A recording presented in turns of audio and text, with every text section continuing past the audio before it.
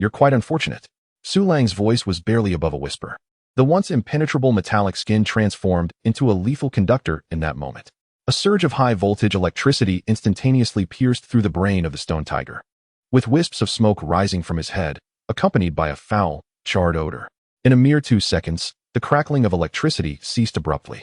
Professor Wong stood in a daze, gazing at the scene before him.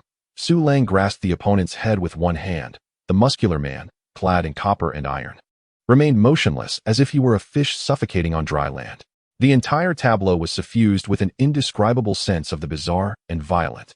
Nearby, Tang Yao trembled, nearly letting her gun slip from her grasp. In her eyes, Su Lang's silhouette loomed larger, resembling a deity wielding thunder. Su Lang released his grip. The stone tiger's rigid body lost its support and fell with a thud onto the deck. Subsequently, he toppled backward like a piece of solid wood, producing a dull thump upon impact. Observing the lifeless body of the stone tiger, Su Lang's yearning intensified, burning hotter within him. With a flick of his right hand, he gently swung the tang knife. Devoid of the protective metallic skin, the head was as fragile as thin paper before the blade, suppressing the discomfort in his stomach. He meticulously searched. Silence enveloped the surroundings. Wasn't it said that the giant fish's head contained mysterious crystal? Why was there none within the awakened one's skull? What a futile expectation. Su Lang turned away in resignation. Professor Wong sat slumped on the deck, opening his mouth yet unable to utter a word. Additionally, 3 men cowered beside the winch, clutching their heads as if wishing to sink into the deck. Su Lang approached Professor Wong, inquiring about the events that had transpired on the ship. The elderly man appeared drained, lacking the composure he had previously exhibited. "Thank you, Su Lang," he said, his voice hoarse yet filled with sincerity. "The stone tiger seized this ship, and anyone who dared to resist was killed. Thank you for saving us." Su Lang helped the elder to his feet, casting a glance at the 3 men on the deck. "Are they part of the stone tiger's gang?" "No." The elder quickly waved his hands, fearing that in a moment, 3 more corpses would lie upon the deck. They were already on the ship, forced by the stone tiger to work. After speaking, the elder broke into a violent cough, struggling to catch his breath, prompting Su Lang to assist him towards the cabin. Pausing briefly, he pointed towards the location where the grenade had exploded, addressing the 3 men coldly. "Go check the damage on the deck and find something to fix it." The 3 men, as if pardoned from death, scurried away. Pushing open the cabin door, a foul mix of sweat, mildew, and an inexplicable acrid stench assaulted him. Dim light filtered through the dirty glass window, barely illuminating the cabin's disarray. Su Lang squinted at the disheveled sight before him. The floor was strewn with tattered bedding and clothing, various living items piled high, nearly obstructing his path. In the center stood a large makeshift table, where Su Lang assisted the elder to sit. After catching his breath, Professor Wong sighed deeply. "After we parted that day, we intended to stop and wait for the main force. However, instead of the main force, we were met by the Stone Tiger's ship. The Stone Tiger is an awakened one, acting with impunity. Upon meeting, they aggressively boarded the ship, forcing everyone to comply." Su Lang pursed his lips, feeling unsurprised. "What about Chunjia?" Chunjia attempted to resist and fought them, but was injured and fell into the flood. The elder's face clouded with worry. Su Lang was unaware of Chunjia's awakening. He merely commented on the duo's actions. One awakened individual charging head-on, able to withstand bullets, while the other hid behind, attacking with a gun. Such a combination would undoubtedly trample any ship. "I wonder if he can survive," the elder murmured. Su Lang remained silent, seemingly accustomed to the harsh reality of the law of the jungle. Not to mention such a large ship, even his original raft had been forcibly boarded several times. The atmosphere fell into a quiet pause. Su Lang pondered. "Are there any supplies left on the ship?" The elder gestured towards a staircase located at the rear of the cabin, stating, "Below is a hold. There should still be some supplies, most of which were taken by the Stone Tiger and his crew." Su Lang rose and made his way to the staircase inside the cabin. The darkness below was palpable. He pulled out a headlamp to illuminate the area. As the light swept into the hold, his breath caught slightly. The floor was covered with thick bedding, upon which lay 3 pale bodies. The 3 women squinted against the harsh light, scrambling to shield their eyes, yet dared not make a sound. Moving the headlamp around, he noted a considerable pile of supplies in the corner, including 3 barrels of gasoline. Upon closer inspection, however, he found nothing of use to him. He turned back towards the table, retrieving some rice and vegetables from his space, placing them before the elder. "Professor, I must take my leave. Are there any matters that require handling with these individuals?" At this, the elder paused, taken aback. "Handling?" He soon grasped the implication of Su Lang's words. The elder slowly shook his head. They are not bad people. To him, the few survivors aboard the ship were pitiable souls. Su Lang fixed his gaze on the elder for a moment before finally nodding. Take care, Professor Wang. After a moment's thought, he retrieved a Glock pistol and a box of ammunition from his space, gently placing it in front of the elder. The elder stared blankly at the suddenly materialized pistol, momentarily at a loss for words. By the time he regained his senses, Su Lang had already vanished. Su Lang stepped out onto the deck, where the three men were frantically repairing the damage. Upon seeing him emerge, they trembled in fear, huddling together like startled quails. He approached them slowly and said coldly, Professor Wang pleaded for you, so I won't toss you overboard to feed the fish. No sooner had he spoken than one of the men fell to his knees. Thank you for sparing our lives. Observing this, the other two hurriedly knelt as well, even bowing their heads in gratitude. Not sparing them another glance, Su Lang turned to leave, throwing back a command. Remember, from now on, all matters on the ship are to be directed by Professor Wang. He reached the edge of the ship and leaped gracefully back onto his own vessel. Grabbing a hook from the deck, he tossed it back and shouted towards the bow. You man, steer the ship. Su Lang turned to see Tang Yao, her expression one of confusion, and flashed her a radiant smile. I wish to encounter the sea monster. Chapter 65. A favor under the leaden gray sky. The rain continued to pour. Aboard the ship, Tang Yao and Zhao Yuman sat at the table, their brows knitted with worry, their gazes instinctively fixed on Su Lang, awaiting his words. Su Lang slowly surveyed the two, pausing in contemplation before stating, I require mysterious crystal. Zhao Yuman parted her crimson lips, but ultimately said nothing. Throughout, she had maintained a low profile, reluctant to intrude upon the man's decisions. Moreover, he had even offered her an explanation, and she was content to follow his lead. Shifting her gaze to Tang Yao, she noticed the girl frowning. Tang Yao raised her head to look at Su Lang, speaking softly, I am not afraid of danger. I only fear being unable to assist you. Su Lang felt a tremor in his heart, as if it had skipped a beat. He reached out to ruffle her hair, gently reassuring her, don't say such foolish things. You have always been helping me. Tang Yao seized the opportunity to burrow into his embrace, tightly wrapping her arms around his waist. Clearing her throat, Zhao Yuman stood, a hint of a smile gracing her lips. I will take the helm. You two continue. As soon as those words left her lips, Tang Yao's cheeks flushed a deep crimson. Man Jia, you are teasing me again. After a brief interlude, Su Lang went to the stern of the boat to smoke. He glanced at the sky and decided to pick up the net to begin fishing. With 40,000 points, he barely had enough for the hull modifications. He yearned for more rewards. As night fell, he gazed at his point balance of 95,313, a smile creeping onto his lips. Fishing against the current proved to be far more efficient. Lighting a cigarette, he summoned the system. Let us try a single draw for luck. Level 4 prize pool costs 1,000 points. Confirm. Let us go. Acquired 10 tactical bulletproof vests. Not bad luck. System dad. Let us do a 10 consecutive draws. Acquired a hanging thruster. The type used on air cushion rafts. Fresh vegetable pack, 100 kilograms. A decent combo pack with various fresh vegetables. High intensity diving headlamp. 47 knives. A case of cigarettes. 100 sets of Victoria's Secret lingerie. 100 boxes of pure milk. Unknown abyssal grass seeds. Wow. It seems that what he wished for came to fruition. His luck today was astonishing. A high-intensity spotlight. A small intelligent incubator.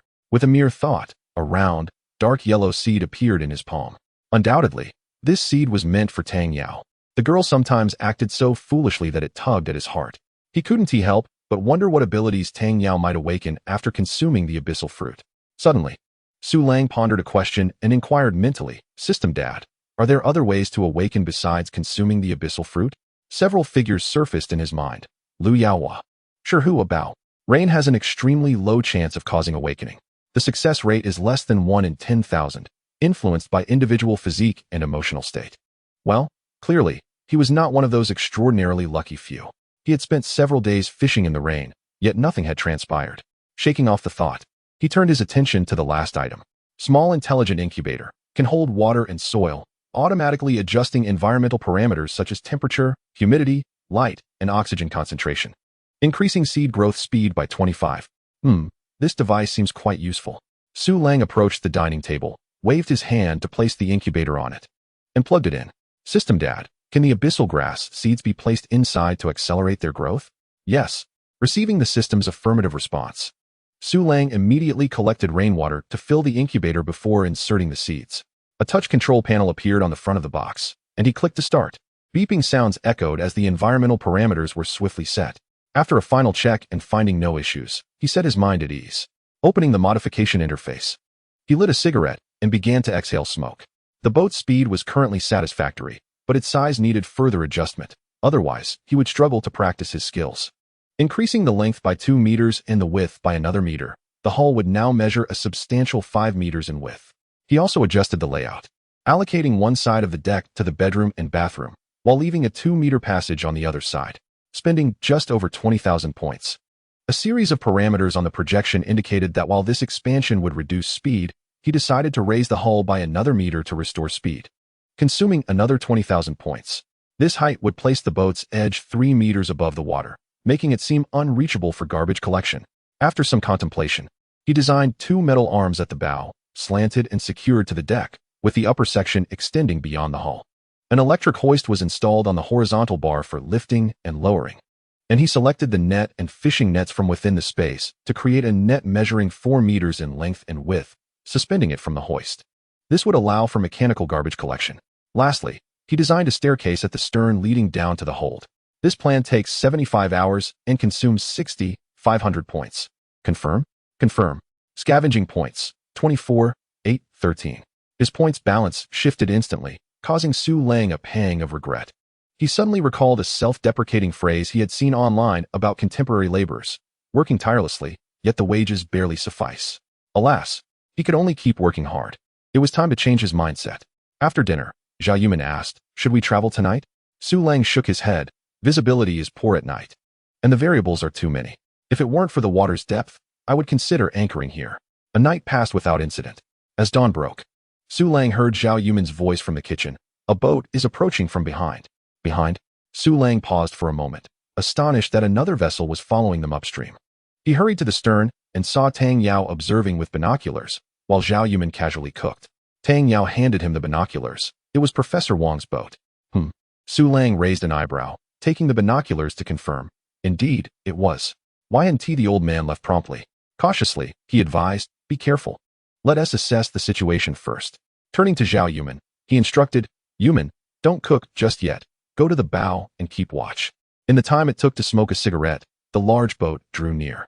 "Professor Wang?" Su Lang called out. After a second, a familiar aged voice replied, "Su Lang." "It's me." Hearing this, Su Lang breathed a sigh of relief. As the large boat slowly approached, he saw Professor Wang standing on the deck, clad in a raincoat. "Professor, why did you turn back?" Su Lang directly inquired. "I had to return." The elderly man cupped his hands around his mouth to amplify his voice. "My wife and old Joe are on the wooden raft behind, and—" He paused, taking a deep breath before continuing to shout, "I need to find Chen Jie. I believe he is still alive." Su Lang nodded, refraining from further questions. After a moment of contemplation, he said, "In that case, let us travel together. And please do me a favor." Chapter 66, A dense array of black dots help. This time, Professor Wang was utterly taken aback. The young man across from him wielded a gun and a rocket launcher and was also an awakened one. He truly could not fathom how he could assist the other. While Professor Wang was lost in thought, Su Lang leaped gracefully onto the opposite boat. He leaned close to the elderly man, whispering, "While we sail, assist me in retrieving floating debris." Making this decision had been a product of deep contemplation the previous night. Initially, when this thought first emerged, he was too weak, fearing that exposing the system would invite disaster. But things were different now. Extraordinary powers had manifested, and phenomena that could not be explained by science could simply be attributed to awakening. Moreover, his strength had significantly increased. He was no longer afraid even of ordinary awakened individuals. "Debris?" The elderly man furrowed his brow, puzzled. "Don't ask what it's for. The more we retrieve, the better. I will trade you for supplies." "What supplies?" "Food, water, tea, whatever you need." "All right." The elderly man readily agreed. Despite the many mysteries surrounding Su Lang, he managed to suppress his curiosity. With existing fishing nets on board, collecting floating debris would not prove difficult. Older individuals often understood what questions to ask and what to keep hidden. "I recall that your vessel is equipped with searchlights, which must mean it also has a generator. Correct?" Su Lang retrieved a walkie-talkie from the void, adjusted the channel, and handed it over, instructing that he could be summoned at any time. The elder accepted it with a solemn nod. Su Lang, having said what he needed, leapt back onto his own ship. Tang Yao immediately approached him, inquiring about the situation. "Nothing much," he replied, Professor Wang and the others intend to return to fetch their companions. Su Lang settled at the table, pulling out another walkie-talkie to fine-tune it. Upon hearing this, Tang Yao felt a wave of relief wash over her. After adjusting the walkie-talkie and placing it on the table, Su Lang glanced up to find Tang Yao gazing at him with wide, curious eyes. He smiled, saying, "I asked Professor Wang to assist in retrieving scrap, and we will keep in contact with this." After a brief pause, he pointed at the incubator on the table and asked, "Do you remember the Ming Saw? It was the fruit of that plant that triggered my awakening." "Of course, I remember," Tang Yao replied. The last specimen filled the entire bucket. She leaned closer to examine it, adding, "And you fainted right after eating it, which terrified us." Su Lang smiled slightly. "Once this Ming Saw bears fruit, you too shall awaken." Tang Yao turned her head in confusion, hardly believing her ears. "Me?" Seeing the man nod with a smile, she froze in astonishment. "Ah," she squealed, bouncing with excitement like a little rabbit before throwing herself into his embrace, her voice trembling. "Once I awaken, I will be able to help you, right?" "Absolutely." Regardless of the power she awakens, it would grant her an additional 50 attribute points, making her a formidable asset against other awakened beings or dangerous sea monsters. Noticing there was nothing else to discuss, Su Lang moved to the bow of the ship to begin his salvage work. After only a few nets were cast, he found himself inexplicably agitated. But then he realized that after this ship's modification, he might not have the opportunity to salvage manually again. With that thought, his irritation dissipated, replaced by a sense of appreciation. Then, one more net, he resolved. In the afternoon, the walkie-talkie crackled to life. Since Su Lang's vessel was faster, it had left the larger ship far behind in a matter of hours. He instructed Zhao Yuman to pause the engine for a rest. When Professor Wang caught up, he moved his boat alongside to jump over. On the deck, 2 men were straining to turn the winch, hauling in an exceptionally long fishing net bit by bit.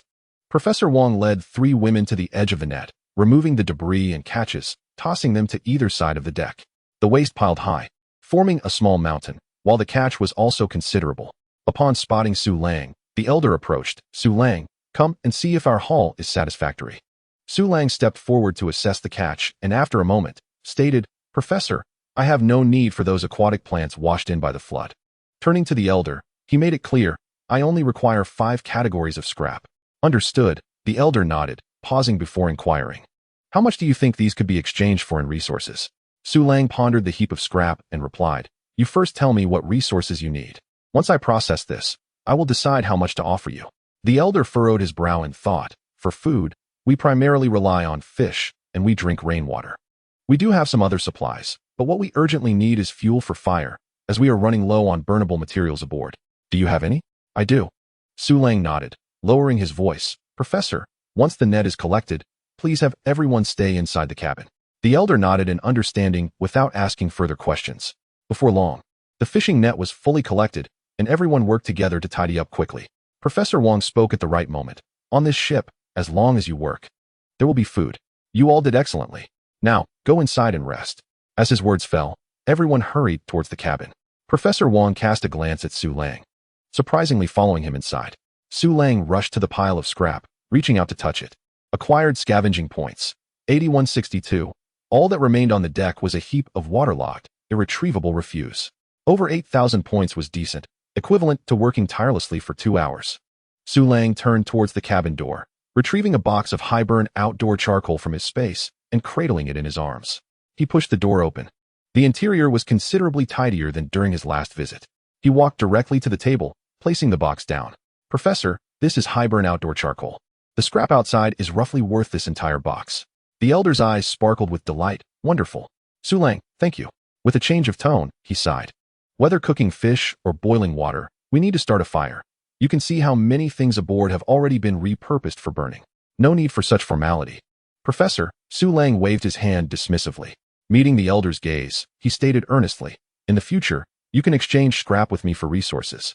The elder was taken aback, struggling to believe. "In the future, can we do this?" "Absolutely. Thank you, Su Lang. Truly." The elder expressed his gratitude repeatedly. Just then, the walkie-talkie on the table crackled with static. Zhi. Su Lang and Professor Wang instinctively turned their attention to it. "Professor Wang, can you hear me?" Tang Yao's urgent voice came through the walkie-talkie. Before the elder could react, Su Lang dashed out the door. He leapt back onto his ship, calling out, "What happened?" "Su Lang, you must come see." Zhao Yuman's voice reached him from the bow. Su Lang hurried to the front. where he found Tang Yao clutching the walkie-talkie in one hand and a pair of binoculars in the other, staring in a daze. Realizing what was happening, Su Lang raised his gaze. What he saw left him equally stunned. In the distance, on the water's surface, a dense swarm of black dots appeared, slowly advancing. The sky was dim, with leaden gray clouds hanging low. Under the patter of rain, the horizon revealed a multitude of dark figures moving steadily. Su Lang lifted his sniper rifle, peering through the scope. The first sight to register was a line of dilapidated fishing boats, numbering no less than 10. They served as the vanguard of the formation. Behind them trailed a few notably larger fishing vessels, only 3 in total, exuding a composed aura. Beyond them, dozens, perhaps hundreds, of small black dots were scattered across the water. Su Lang adjusted his focus to peer further, discovering that these dots were rudimentary wooden rafts of various sizes. Some were so simple they lacked even a rain cover, with only a makeshift triangular framework barely accommodating a single person. On slightly larger rafts, survivors could be seen standing, vigorously paddling. It was a truly poignant scene of apocalyptic escape, both tragic and desolate. Survivors from Yincheng? Su Lang murmured, lowering his rifle. He pressed the walkie-talkie. Professor, do you see the large group ahead? After a 2-second pause, the response crackled through. Ji. Su Lang, I see them. There are so many. Su Lang too found the number astonishing. He clicked his tongue. Be cautious. Maintain communication. You too, be careful. Ji. Su Lang lifted his head to find Tang Yao and Zhao Yuman looking at him, as if entranced. He slowly scanned the two, stating in a serious tone. As per our usual protocol, Yuman, you handle the helm, and Tang Yao, you are on lookout duty, ready to provide cover as needed. Understood. The 2 women replied in unison.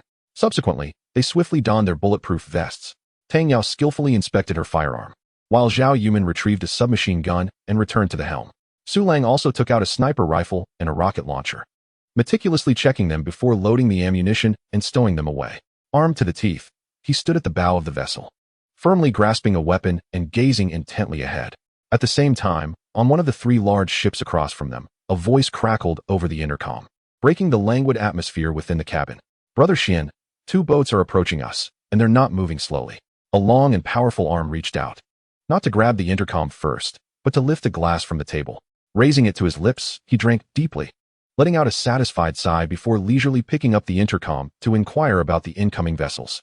His raspy voice conveyed a sense of aloofness. All right, Brother Xian. The intercom fell silent. The man rose from the sofa, his bare torso showcasing well-defined muscles that seemed to harbor explosive strength. A gruesome scar ran down his back, extending from his shoulder blade to his side, as if inflicted by some ferocious beast. Xian, what's the matter? Approached a captivating woman clad in a silk blouse. She extended her delicate fingers, gently tracing the terrifying scar. Pang Xian turned to embrace her, stating, 2 boats are coming head-on. I'll go take a look. With a raised eyebrow, the woman remarked, everyone is running westward toward the inland. How can there be those foolish enough to head east against the current? Isn't that courting death? A smirk danced upon the man's lips. With extraordinary power at play, what could be stranger than this? After speaking, he leaned down to plant a heavy kiss on the woman's smooth cheek. Laughing heartily, he strode towards the bow. On the water's surface, a small boat suddenly accelerated, breaking away from the formation like an arrow, heading straight for Su Lang's vessel. Su stood at the bow, calmly observing its rapid approach. Moments later, the small boat slowed down to several meters away from Su Lang's ship. Su signaled Zhao Yuman to shut off the engine, opting to gauge the intentions of the approaching vessel first. Hey, a figure stood on the small boat, brazenly scrutinizing Su Lang. Where are you from? What do you intend to do? Su Lang scrutinized the other party in return, noting that the small boat bore resemblance to previous encounters. After a moment's contemplation, he called out, we are from Liqing, looking to reunite with our companions. Are you from Yincheng? Exactly, the man replied immediately. Most of us escaped from Yincheng. Where are your companions? What are their names? Su Lang glanced over his shoulder. Not far from here is Professor Wang's ship. Have you heard of Chunjie Old Zhou? Or Li Tai? The man's brow furrowed slightly at the mention of Chunjie, the one known for his brute strength. Brute strength? Su Lang echoed, momentarily taken aback. He had never witnessed Chunjie in action. Their last meeting had merely involved an exchange of information. Where is he? Su Lang inquired. At the rear of our group. The man casually gestured. Before shifting the conversation, I advise you against looking for them. Whether that Chunjie survives is uncertain. Su Lang silently nodded, grateful for the warning. Your boat seems impressive. Would you consider joining our fleet? Join you? Su Lang remained impassive. Indeed. Our leader, Pang Xian, is a second-tier awakener. Should we encounter sea monsters or other dangers, he will protect us all. Additionally, following our fleet will lead you to the Taosan assistance point. The mention of second tier caused Su Lang's pupils to constrict slightly. What would be required? You must surrender half of your supplies on board, of course. Freshly caught fish do not count. Furthermore, you are expected to comply with the leader's orders. The man stated this matter-of-factly. Su Lang curled his lip. He found both conditions unacceptable. We will first locate our companions. The matter of joining requires further discussion. Uncertain of these individuals' methods, Su Lang decided to delay rather than directly refuse and provoke trouble. All right, come find us whenever you have made a decision. The man showed no sign of displeasure. Su Lang pressed on. Are all the ships here part of the same fleet? The man's expression brightened. Of course. All the vessels you see are part of our fleet, except for the rafts at the back. Su Lang initially intended to inquire about the consequences of declining the invitation, but the question fell silent on his lips. Instead, he asked, if those rafts aren't part of the fleet, why allow them to follow?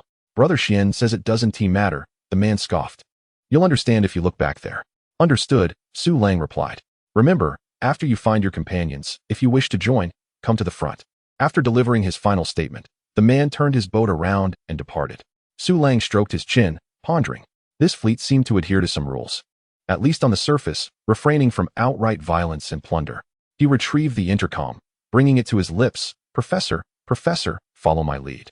We'll circle back to find Chenjia. Chapter 68. Pang Xian. His objective was the Mingxin crystal, since they needed to navigate to the back of the fleet anyway.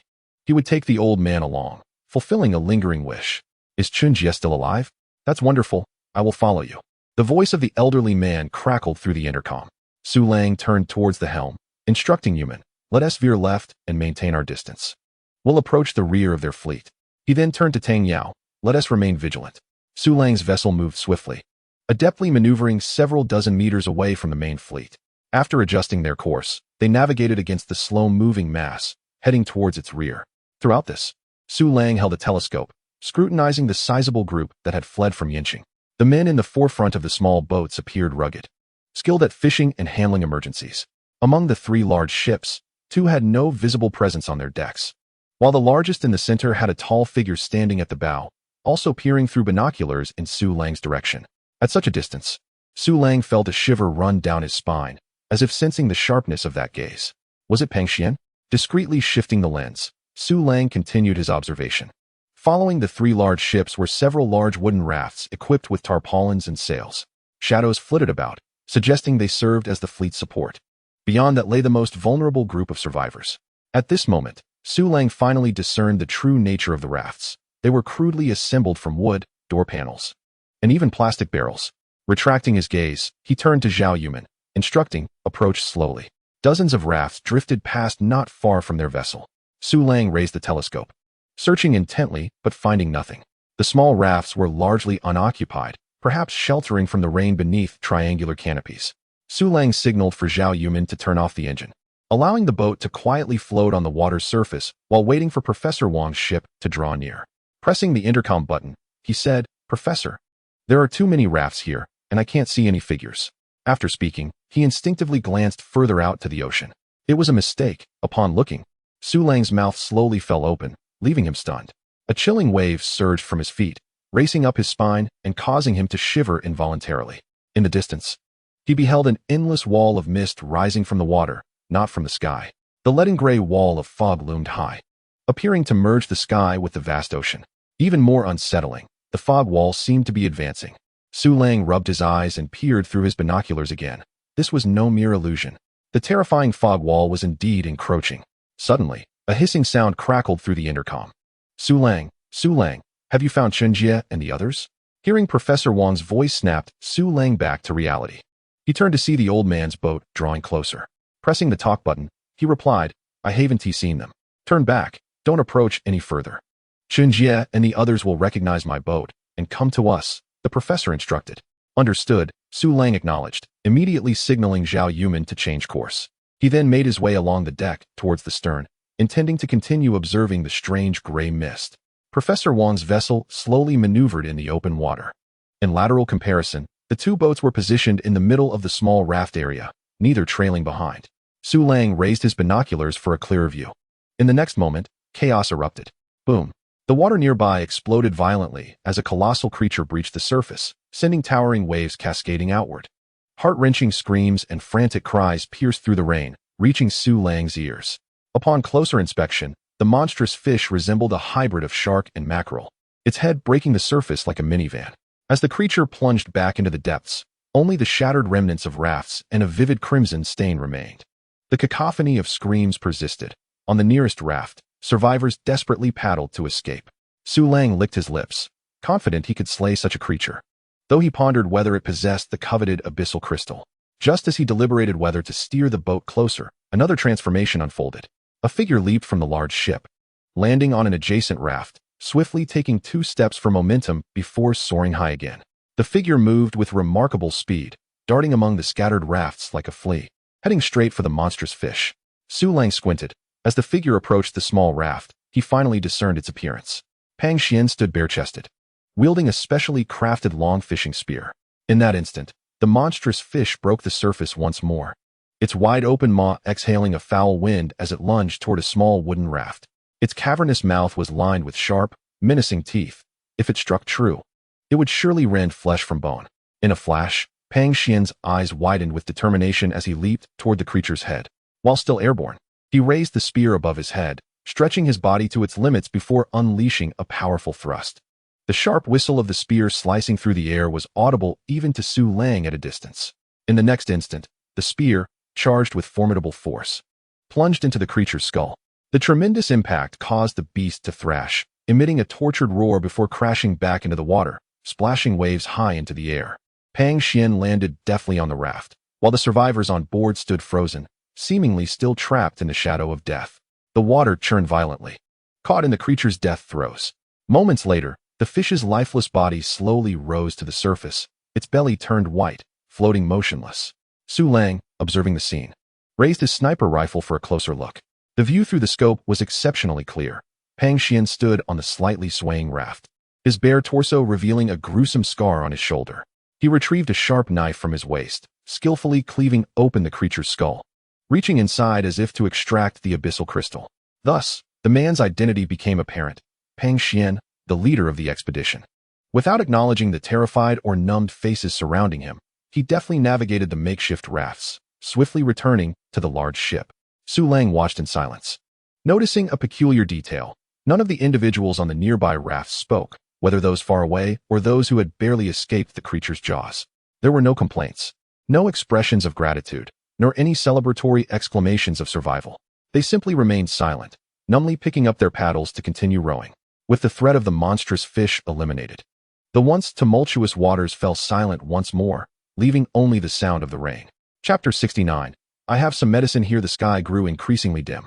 On an inconspicuous small raft, a weary, dark-skinned old Joe surveyed the surroundings and spotted 2 large ships that seemed out of place. Rubbing his eyes in disbelief, he confirmed it was not an illusion, and his eyes suddenly sparkled with excitement. He turned to the shelter, shouting, "The Alliance is that ship. Chen Jie's boat. Over there." Upon hearing his call, a figure emerged from the shelter. It was Li Tai, who lived in the same neighborhood as Su Lang. He shielded his eyes with his hands and anxiously scanned the horizon, quickly locking onto the 2 large vessels at the edge. "It really is Chen Jie's boat," Li Tai exclaimed, but then his brow furrowed slightly. "Wait, didn't Chen Jie say the ship was taken over? Why is it turning back?" Old Joe paused, his expression growing increasingly troubled. Li Tai continued, "Let us get closer and confirm if Professor Wang is on board." However, Old Joe quickly grabbed his arm. "What if it's those pirates?" Chen Jie said the leader is a ruthless awakened. "Wouldn't we be walking into a trap?" Li Tai shook off his hand. "So what?" "Old Joe, you're overlooking something. Right now, aside from this rickety raft, we have nothing. What do we have to lose by checking it out? We have nothing left to lose." He shifted his gaze, his eyes ablaze with determination. "That ship might be our last hope. If we miss it, we'll truly be waiting for death." Meanwhile, Su Lang stood at the edge of the boat, staring blankly at the water where the battle had just occurred. Did that monstrous fish possess the abyssal crystal? This revelation stirred a restless excitement within him. Aside from its massive size, the creature had shown no extraordinary abilities. He was confident he could easily deal with it. An irrepressible urge welled up within him. He longed to find such a creature immediately, slay it, and procure the abyssal crystal. Yet, he was uncertain how rare such creatures were or how to actively hunt them. Just then, a crackle of static erupted from the intercom. Su Lang, I see old Zhou. Their raft is coming towards us. Returning to his senses, Su Lang pressed the talk button and replied, okay. He walked to the helm and instructed Zhao Yuman, get a little closer to Professor Wang's boat and maintain this speed. Noticing Tang Yao's gaze upon him, he succinctly stated, I'm going over there to check things out. Wait for me to return. With that, he leaped effortlessly onto the adjacent large ship. He thought it a perfect opportunity to gather information from old Zhou about the monstrous fish and inquire about the seemingly endless gray fog. Professor Wang stood at the ship's edge, leaning out excitedly, calling out, Old Zhou Li Tai? Su Lang strode forward. A raft had already reached the underside of the large ship. A familiar figure was climbing the rope ladder, while another raft nearby struggled to approach. With Li Tai standing on it, paddling with a wooden plank, Lao Zhou ascended the deck, urgently calling out, Quick, bring the rope. Chen Jie is injured and unable to move. We must pull him up. Professor Wang swiftly waved his hand, and a crew member behind him promptly retrieved a thick rope and tossed it down. In a matter of moments, the rope was securely fastened around Chen Jie's waist, and several men cautiously began to hoist him up, with Li Tai climbing up the rope ladder immediately afterward. The elder surveyed the disheveled trio. Suddenly his expression shifted, and he grasped Lao Zhou's arm tightly. Lao Zhou, where's my wife? Wasn't she with you? His face, etched with deep wrinkles, bore a child's panic. Akin to a child who has lost a beloved toy, Lao Zhou was momentarily stunned, opening his mouth as if to speak. However, the words caught in his throat. Beside him, Li Tai's expression darkened, and he quietly took over. We were drifting behind when we were attacked by a monstrous fish.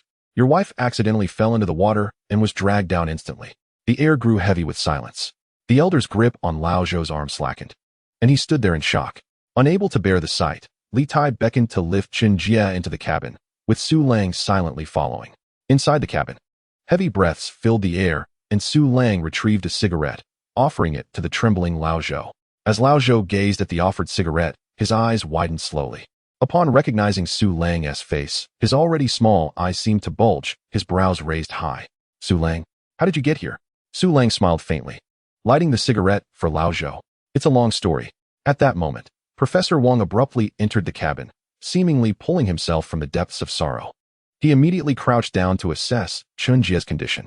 The once strong and sun-kissed man now lay on his back, pallid and breathless. Chen Jie, can you hear me? How do you feel? Chen Jie's eyes flickered. His lips moved slightly, but no words escaped. Noticing this, Li Tai stepped forward to explain, the situation is dire.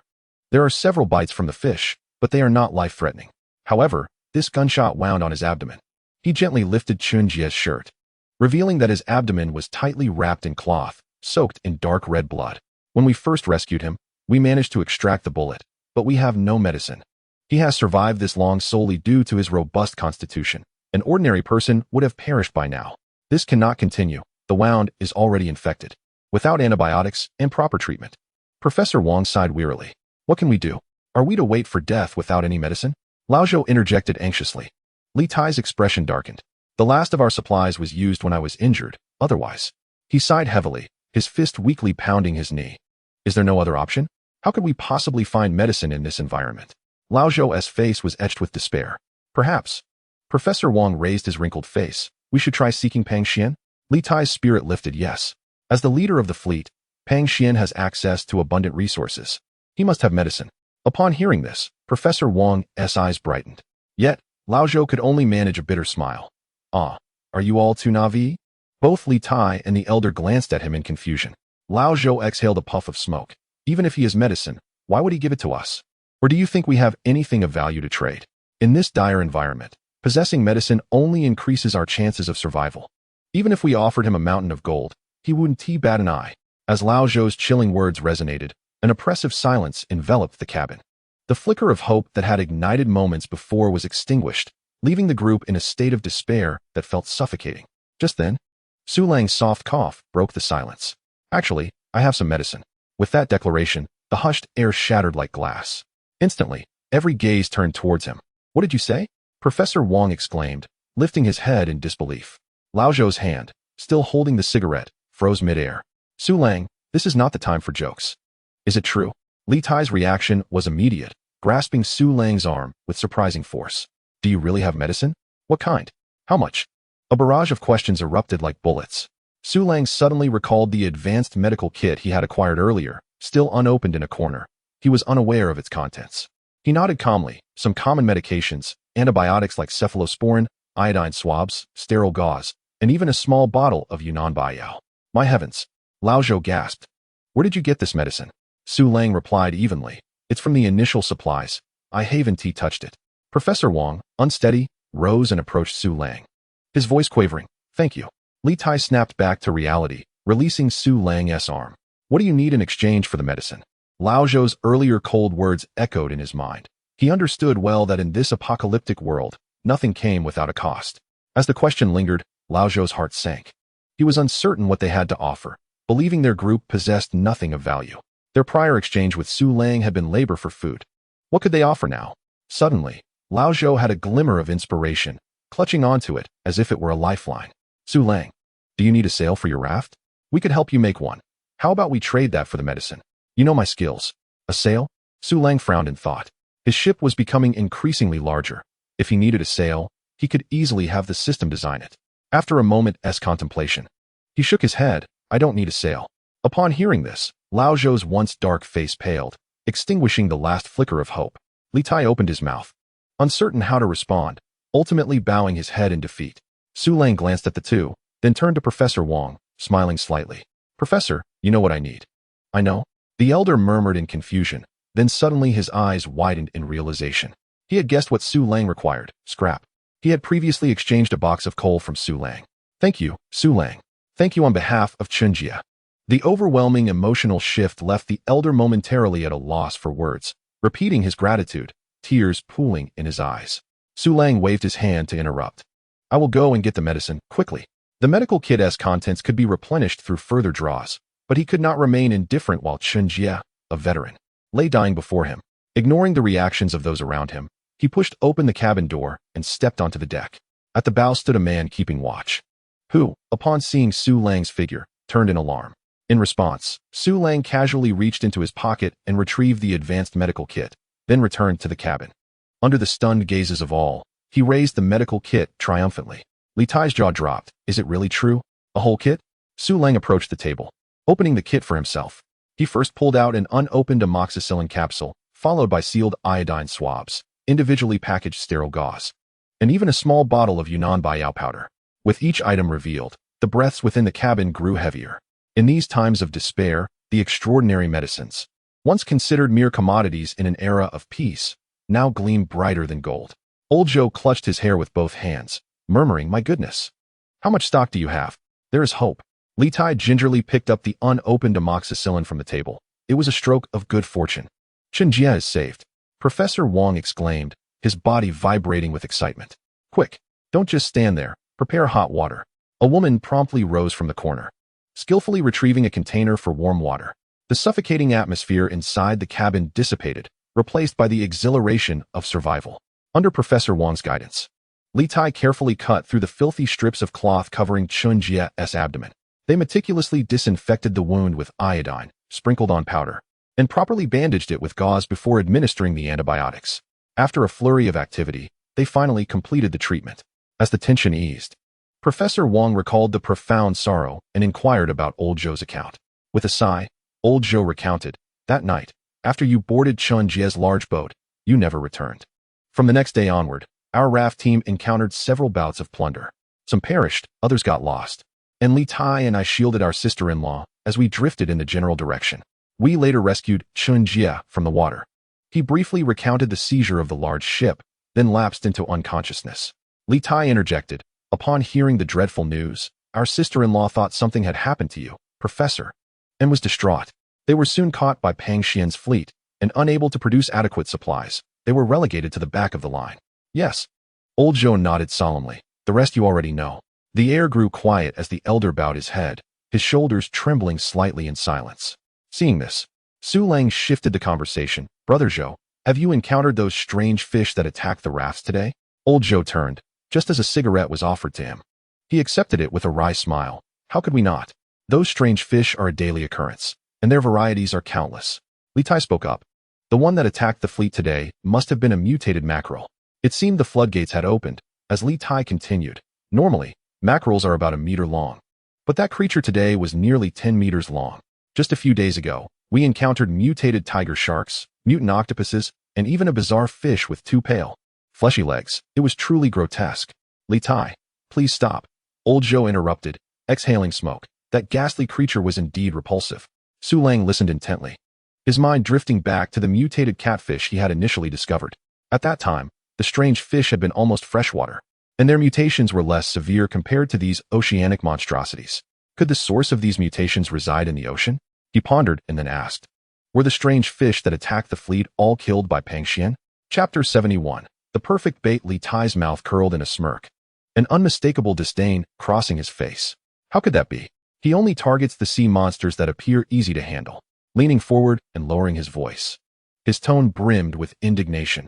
On the day our sister-in-law faced her misfortune, that mutated octopus ravaged the fleet, destroying countless rafts. Pang Xian? His ship was at the forefront. It's the law of the jungle. Old Zhou took a deep drag of his cigarette. That mutated octopus was terrifying, with tentacles thicker than the mast. With a mere flick, it could shatter a raft, and it could spray venom. Only a fool would challenge it. Hearing this, Li Tai's expression turned defeated. We, the survivors clinging to our small rafts at the back, are relentlessly pursued by the monstrous fish behind us. If Pang Xian does not intervene, we can only wait until the monsters are sated before they retreat. Su Lang's eyes flickered.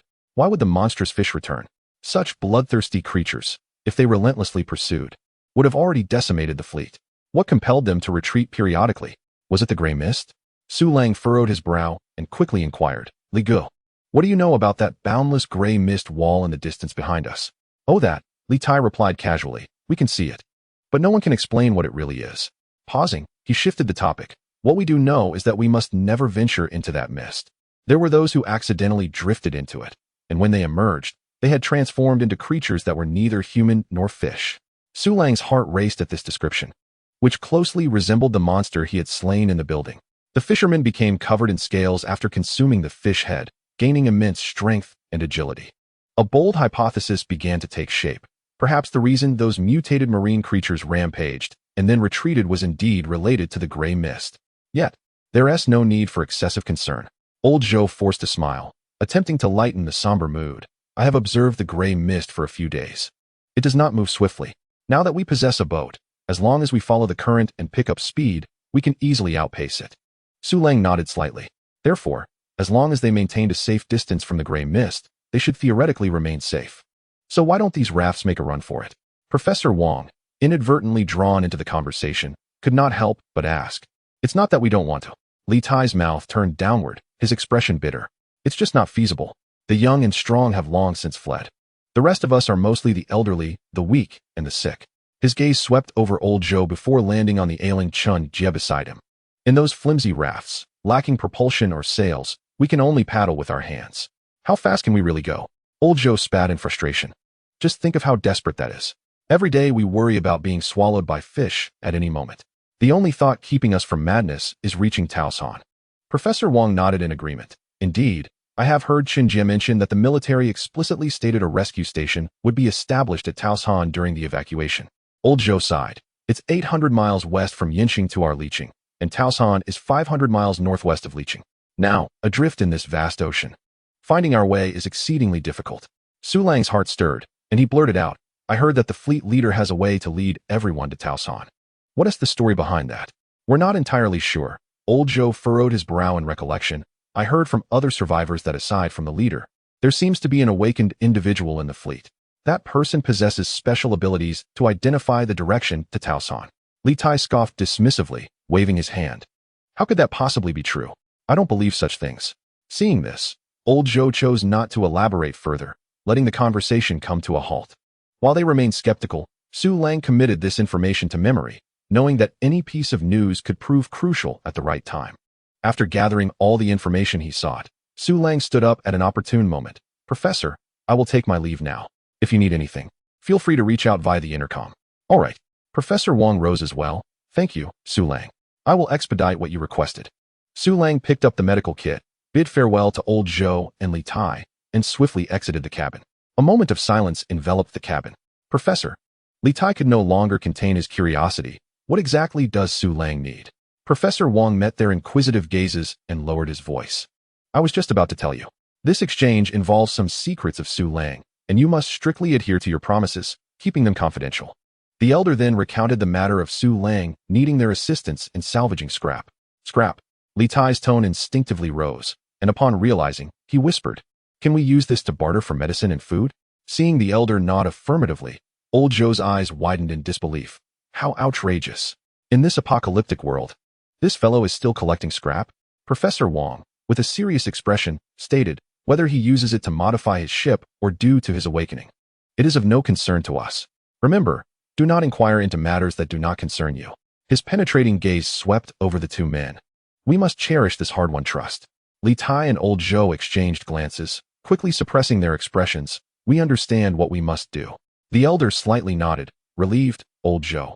Now that you're back, see how to modify the fishing net to collect more floating debris. Meanwhile, Su Lang returned to his ship and briefly explained the situation to Tang Yao and Zhao Yuman. Zhao Yuman simply acknowledged with a soft "oh" before turning towards the kitchen. Unbeknownst to them, night had completely fallen. Tang Yao, with her big, watery eyes, said, "I know you want the abyss crystal, be cautious." Su Lang felt warmth in his heart as he pulled her into an embrace for a moment. Once Tang Yao left, Su Lang stood alone at the bow, the night breeze sweeping past, and his thoughts gradually clarified. The method to acquire the abyss crystal was becoming apparent. Maintain a suitable distance from the gray mist. Too far, and there would be no strange fish. Too close, and there would be unforeseen dangers, such as the terrifying mutated giant octopus. In such circumstances, the cluster of small rafts would play a crucial role. If a weak sea monster approached, it would be easy to collect the abyss crystal. If a powerful one came, they would simply pretend not to see it and keep their distance. With this thought, an absurdly bizarre idea crossed his mind, sending chills down his spine. These survivors in this water area would make the perfect bait for strange fish. As night descended, the rain fell like a gentle weave. Su Lang stood alone at the edge of the ship, gazing through the drizzling rain at the expanse of rafts. After dinner, he had been vigilantly waiting here, anticipating the return of the sea monsters. However, 2 hours passed, and the surface remained tranquil. You should get some rest. A gentle voice echoed beside him. Turning around, he met Tang Yao's radiant face, and he smiled brightly. I'll call you if anything happens. Su Lang nodded, gently kissed her, and then walked towards the bedroom. He sighed inwardly, realizing he would have to wait until tomorrow for another opportunity. On the large bed, Zhao Yuman was already lying down, ready to rest, clad only in a set of Victoria's Secret lingerie that accentuated her alluring curves, appearing like a captivating oil painting under the dim light. In that moment, Su Lang's fleeting sense of disappointment vanished, and he smiled as he pressed closer. On the other side, in the cabin of the large ship, Pang Xian sat cross-legged on the sofa, meditating with his eyes closed. Suddenly, a hissing electric noise broke the silence. Pang Xian, it's time for your crystal. A mature female voice emerged from the intercom. Her tone was deep, magnetic, and icy, embodying an air of entitlement. Disrupted from his meditation, Pang Xian opened his eyes. Seizing the intercom, Minner, if you agree to my terms, I will give you 1/3 of the crystals in the future. After speaking, the image of her tall, graceful silhouette flashed in his mind, causing an involuntary smile to tug at his lips. This is as we agreed. I expect the crystals before tomorrow. The coldness in her tone overshadowed even the electric noise. At her words, Pang Xian's expression darkened as he abruptly tossed the intercom aside, grinding his teeth as he muttered, "Unappreciative. Wait until I advance to the 3rd tier and see what I do to you." A sultry voice accompanied by a figure's entrance echoed in the cabin. "Still trying to charm me, are we?" A beautiful woman swayed her hips as she approached the sofa. "Not a single man is a good sort." "Hey," Pang Xian replied with a mischievous grin. "Aren't I being considerate? How can you handle me alone?" As he spoke, his hand subtly crept up.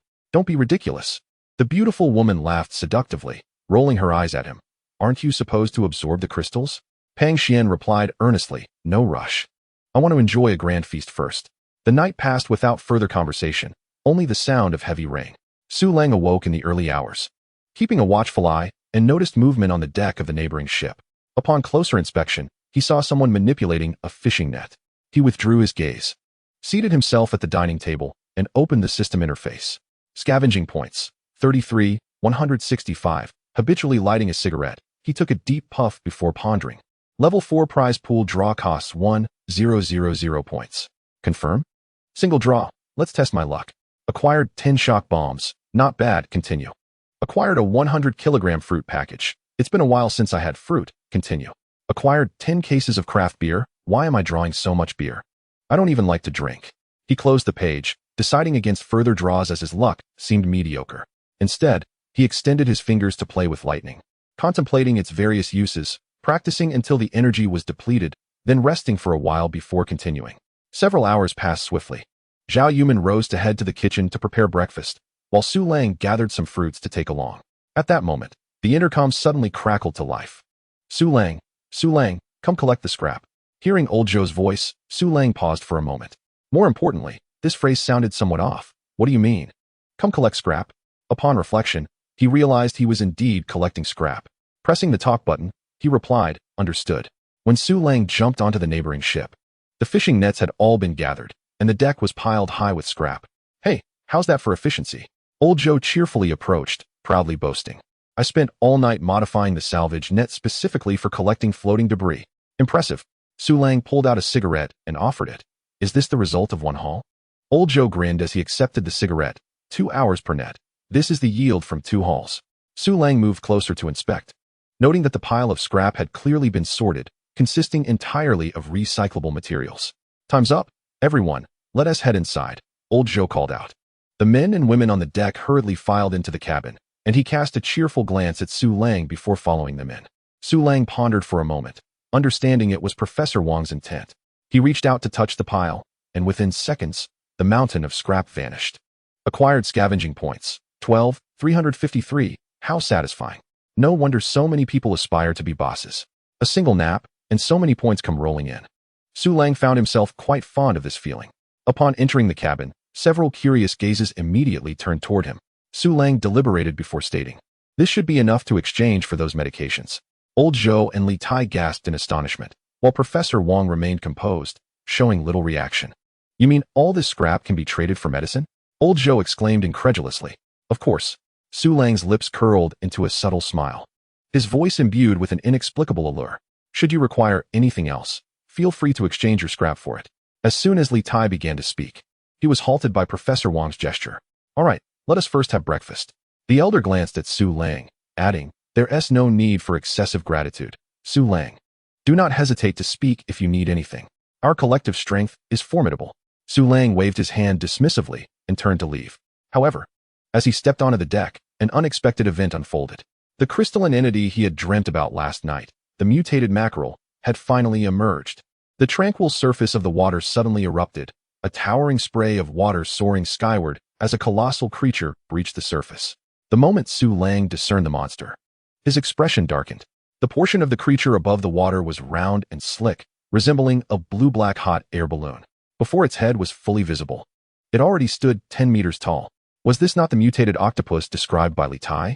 The creature emitted a piercing shriek, causing the water's surface to roil violently.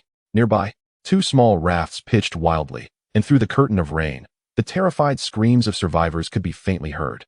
A tentacle as thick as a barrel lashed out, striking a raft with precision, resulting in a deafening explosion as the raft shattered, sending a terrifying wave crashing forth. Su Lang distinctly saw a figure panic-stricken leap into the water, struggling to paddle away. The monster seemed to sense this, puffing its cheeks and unleashing a purple jet of water, eliciting a piercing scream from the figure as it thrashed in the water. Su Lang licked his lips. Unable to resist any longer, he leaped forward. Chapter 73. The mutated octopus. The small raft rocked gently on the murky water. A survivor sat motionless on the raft, staring blankly at the nearby monster, clutching a string of half-cooked fish. With a thud, Su Lang landed firmly on the raft, barely pausing before his leg muscles propelled him into the air. The survivor turned at the sound, but only caught a fleeting shadow skimming across the water's surface. Su Lang's gaze remained fixed on the creature, mimicking Pang Xian's movements as he leaped from raft to raft, drawing closer to the beast. On the deck of the large ship, Chu Xian observed the scene unfold. He was astonished to hear a melodious voice from one of the 2 boats. Who would have thought there were awakened ones aboard? Chu Xian's eyes flickered, but he did not turn around. The creature's tentacles were already troublesome enough, capable of spewing venom. Even he was uncertain of his own safety. Alas, those who believed they could act with impunity due to their awakening were merely courting death. Cold raindrops pelted Su Lang's face, yet he remained oblivious, fixated on rushing across the raft. System Dad, if I fall victim to the octopus's poison, will the universal antidote work? Yes, it will. Reassured, Su Lang leaped once more onto the raft, extracting a single-man rocket launcher from his spatial storage. At that moment, the mutated octopus was wreaking havoc, its tentacles thrashing wildly against the surrounding rafts. The water was littered with debris, and before long, it had taken on a pale red hue. Su Lang deftly landed on a larger raft, bending his knees to absorb the impact. Suddenly, a tentacle shot up from the depths, ensnaring a survivor and lifting them high into the air. The unfortunate soul, tightly bound, emitted a desperate scream for help. In response, the mutated octopus released an ear-piercing shriek, while two additional tentacles excitedly splashed the water, creating enormous waves. Su Lang's gaze hardened as he disengaged the safety, peering through the scope and fired. In an instant, he executed a fluid series of movements. The grenade, trailing a brilliant white flame, hurtled straight toward the creature. Boom! The explosive sound reverberated across the water's surface. The deafening blast erupted before the monster, a violent explosion of orange flames bursting forth. The sudden heat evaporating the rain above and shrouding the area in thick white mist. Pained screeches emanated from within the smoke, as several tentacles flailed chaotically on the surface, creating tumultuous waves. Su Lang felt a surge of hope. Was it effective? As the mist gradually dispersed, the mutated octopus was revealed, its massive head scorched in several places, interspersed with numerous tiny wounds oozing a colorless slime. Su Lang's pupils dilated. The creature's defenses were unexpectedly formidable. A single rocket, capable of demolishing a small fishing vessel, had only inflicted superficial damage. The monster slowly turned its body towards Su Lang. Though it possessed no eyes, he could distinctly sense a chilling gaze fixated upon him, causing the hairs on his neck to stand on end. In the next moment, the octopus plunged beneath the surface. Without hesitation, Su Lang reloaded and prepared for another shot. Boom! The water exploded high into the air, yet the creature's form was nowhere to be seen. Suddenly, a tentacle burst forth, akin to a colossal whip, striking towards Su Lang. His heart sank. With a swift motion, he drew his tang knife. Twisting, he executed a diagonal slash, the blade carving a brilliant arc as it met the tentacle. Swish! The thick appendage, as sturdy as a concrete pipe, was effortlessly severed before the sharp edge of the tang knife. The severed tentacle fell onto the wooden planks, thrashing violently.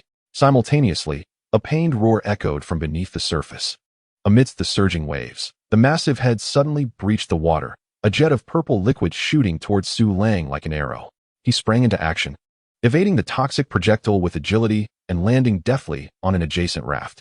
Once stable, he hoisted the rocket launcher onto his shoulder and fired another round.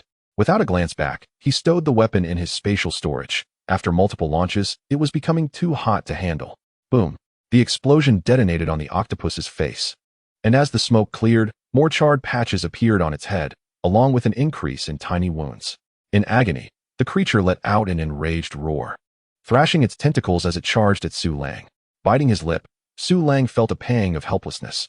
A few more rounds from the firearms would likely wear it down, but he was also concerned about the monster fleeing.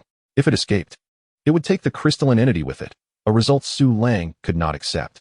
Switching the tang knife to his other hand, Su Lang inhaled deeply, lowering his body gradually. In the next instant, he propelled himself forward like a cannonball, hurtling toward the colossal head. Two tentacles lashed out, crossing in an attempt to block his path in midair. With flashes of steel, he slashed and sliced, severing the two robust appendages that crashed into the water. The creature's head now within arm's reach. Gripping the knife firmly with both hands, Su Lang thrust the tang knife fiercely into the octopus's head. With a squelching sound, the blade sank deep, leaving only the hilt visible in Su Lang's grasp. Almost simultaneously, a sound akin to a deflating balloon echoed, as a thick cloud of purple mist erupted from around the creature. Su Lang had no time to evade and was enveloped in the mist. A mere whiff sent a searing pain through his nostrils. Resolute, he channeled his internal energy into the knife's handle. Crackling sounds of electricity surged, almost inaudible to anyone but him. Within the unseen depths of the creature, the tang knife unleashed a violent discharge of electricity. The massive form of the mutated octopus stiffened abruptly, as if all strength had drained from it, and several remaining tentacles flopped helplessly. Yet, Su Lang paid no heed, continuing to release the electric current. The octopus had completely lost its vitality, its once upright form slowly tilting backward before crashing into the water's surface. It was not until half of its internal energy was depleted that Su Lang finally came to a halt. At that moment, the mutated octopus floated motionless in the water, and Su Lang stepped onto its slick head, drawing out his tang knife. Suddenly, A sharp pain surged through his eyes, causing his vision to blur and sway. In a hurry, he retrieved a universal antidote from his spatial pouch, only to find it still encased in its syringe packaging. Time was of the essence. Leaving no room for contemplation, he gripped the syringe tightly, unhesitatingly plunging it into his neck, gently injecting the fluid into his system. After several deep breaths, the stinging in his eyes swiftly subsided. Witnessing the antidote take effect, he finally breathed a sigh of relief. It was only then that a wave of intense dread washed over him. He had only known that the octopus's nerve center resided in its head, planning to destroy it with a lightning strike, completely unaware that the creature could release such lethal toxic mist even at the brink of death. Had he not possessed the antidote, he would surely have met his end. Exhaling deeply, a shiver coursed through him, a visceral reminder of the life and death struggle he had just endured. Regaining his composure, he turned towards the massive head of the octopus, pondering where to extract the abyss crystal. At that moment, a languid voice drifted from behind him. "Kid, hand over the crystal." Chapter 74, Why Can't I See? Pang Xian had witnessed the entire battle between Su Lang and the mutated octopus. When he saw Su Lang thrust his knife into the octopus's head, only to be engulfed by a cloud of deadly purple mist, he immediately concluded that the young man was doomed. Without hesitation, he sprang into action, his agile form leaping onto the wooden raft as he hurried towards the corpse. Once that kid was dead, he would have the crystal for free. Not to mention the weapons on his person. How delightful. However, an unexpected turn of events unfolded. As he approached, he was taken aback to see Su Lang pull out a syringe and brutally jab it into his own neck. An antidote, despite the confusion swirling in his mind. The undeniable reality was that after the injection, the signs of poisoning rapidly faded, and Su Lang's movements returned to normal, as if he had never been poisoned at all.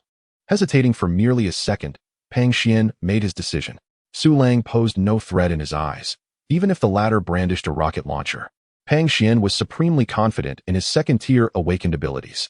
He coveted everything: the crystal, the antidote, and the firearms.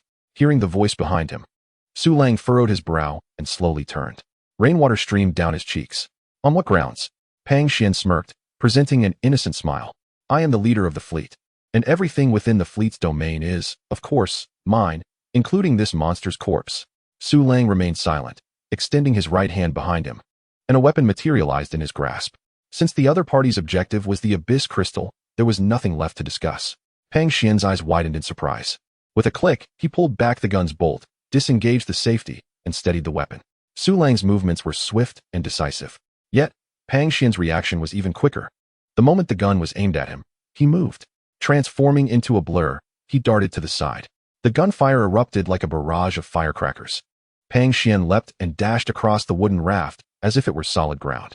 The bullets pursued him, but they always seemed a fraction too slow to hit their mark. The reason was simple. Pang Xian's speed was astonishingly rapid, with Su Lang's mediocre marksmanship. The gun's aim could not keep pace with his velocity. In an instant, an entire magazine was emptied. Pang Xian remained unscathed, while the wooden raft in front of him lay barren. No, it was not barren.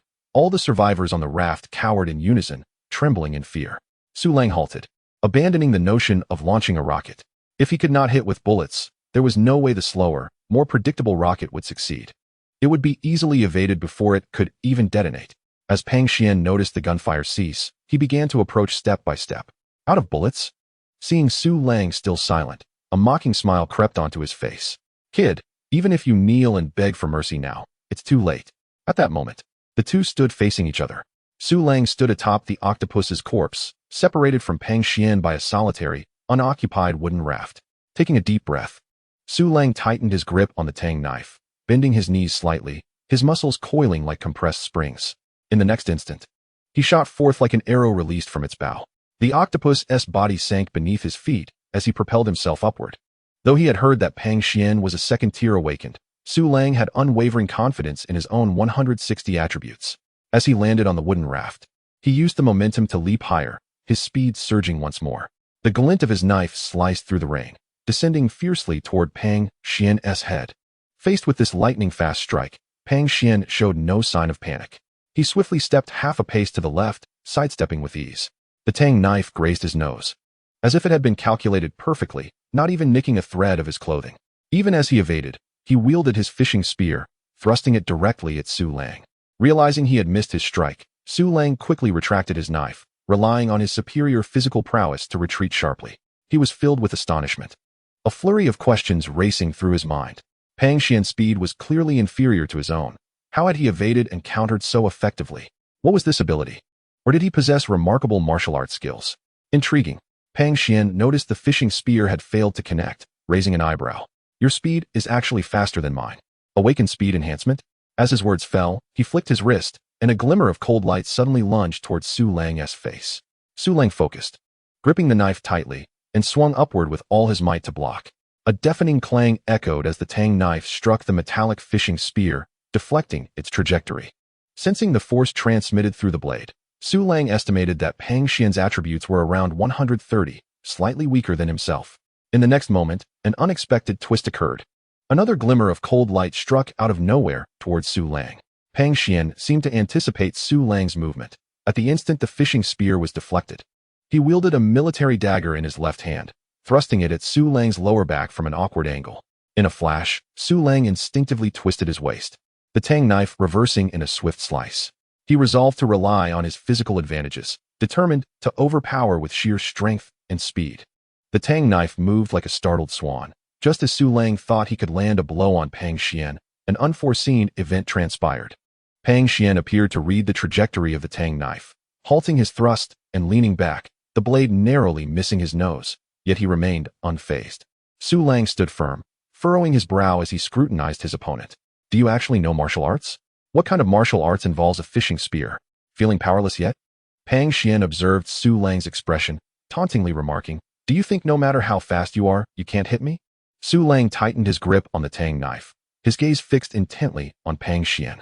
The restless energy within him surged, flowing into the knife handle with unprecedented speed. In an instant, Su Lang vanished from his position. Pang Xian's eyes widened, his pupils constricting suddenly. His awakened ability was dynamic vision, which, as the name suggested, allowed him to capture high-speed movements with clarity. It is precisely for this reason that he always navigates battles with ease, evading his opponents effortlessly. He even possesses the confidence that after enhancing his abilities, he could achieve an effect akin to a freeze frame in a film reminiscent of bullet time. However, this time, his vision is utterly vacant, leaving him incapable of perceiving his adversary. There are no traces, no afterimages, only a sudden chill of death materializing out of thin air. A faint buzzing of electrical currents resonates in his ears, soft yet ominous. Then, he feels an icy sensation at his heart. Looking down, the blade pierces his chest as effortlessly as cutting through tofu. Su Lang stands before him, gripping the hilt of the knife. Pang Xian coughs up blood, bewildered by his inability to see. Observing the other's eyes beginning to lose focus, Su Lang contemplates for a moment and then asks, have you ever played with the jump knife? Upon uttering those words, Su Lang feels the oppressive sensation around him dissipate. With a sudden flick of his wrist, he withdraws the tang knife from within his opponent's body. The bloodied blade traces a vivid scarlet arc in the air. Chapter 75. Those who hear. Come forth immediately. The battle commenced abruptly and concluded with equal swiftness. As Pang Xian's lifeless body thudded to the ground, an eerie silence enveloped the surroundings, broken only by the rhythmic patter of rain. Su Lang, his expression impassive, searched the corpse, pausing when he extracted a dark crystal from the blood-soaked inner pocket. Was this the mutated mackerel from yesterday? Pang Xian had not absorbed it. What a delightful surprise. Carefully securing the crystal, he then leaped onto the immense carcass of the mutated octopus. The once blue-black cephalopod had now turned colorless. Gazing at the gash torn by the tang knife, he pondered for a moment before squatting down and reaching inside. After a while, Su Lang emerged, his body slick with mucus. He opened his palm to reveal a larger dark crystal lying quietly within. Resisting the impulse to absorb it immediately, he meticulously stowed it away. Looking around, he noticed the survivors had already resumed their previous activities. Some mechanically paddled the water, while others silently grilled fish, as though the recent struggle had never transpired. Su Lang cast one last glance before propelling himself forward, leaping towards the large ship at the front of the fleet. Upon stepping onto the deck of the central ship, a trembling female voice called from the corner, "Don't kill me." Turning his head, Su Lang beheld a voluptuous woman sitting in a puddle of rainwater on the deck, her drenched attire accentuating her disheveled yet graceful silhouette. Her face was pale, and she scrambled backward, fear evident in her eyes. "Who are you? What is your relation to Pang Xian?" Su Lang inquired. "My name is Wu Qin," the woman stammered, her voice quivering. "I have no ties to Pang Xian. I was just a fugitive, forcibly taken aboard by him. You should know who his close associates are, right?" And no, there are no close associates, just unfortunate souls fleeing. They only attached themselves to him upon witnessing his awakening. Su Lang scrutinized her, remaining silent for 2 seconds before asking, "Are there other awakened individuals in the fleet?" "Yes," Wu Qin replied without hesitation. "Besides Pang Xian, there is another awakened person on the ship to the left. Her name is Pei Min." Pang Xian mentioned her awakening was of a supportive nature, and they seemed to have struck some kind of deal. She poured out all the information she knew. Her gaze fixed anxiously on Su Lang, a flicker of hope igniting in her eyes. "What kind of people inhabit the ship on the right?" "There are only 3 large ships in the fleet, and 2 of them have awakened individuals," Su Lang mused, curious about the last vessel. Wu Qin frowned in thought, uncertainly replying, "I haven't seen the people aboard. I only heard Pang Xian mention they are related to the military. He also said that as long as that person was safely brought to the assembly point at Taosan, a handsome reward could be obtained." Having gathered a general understanding of the situation, Su Lang ceased his inquiries and stepped into the cabin. To his surprise, the interior was quite tidy, with sunlight streaming through the clean, bright glass windows.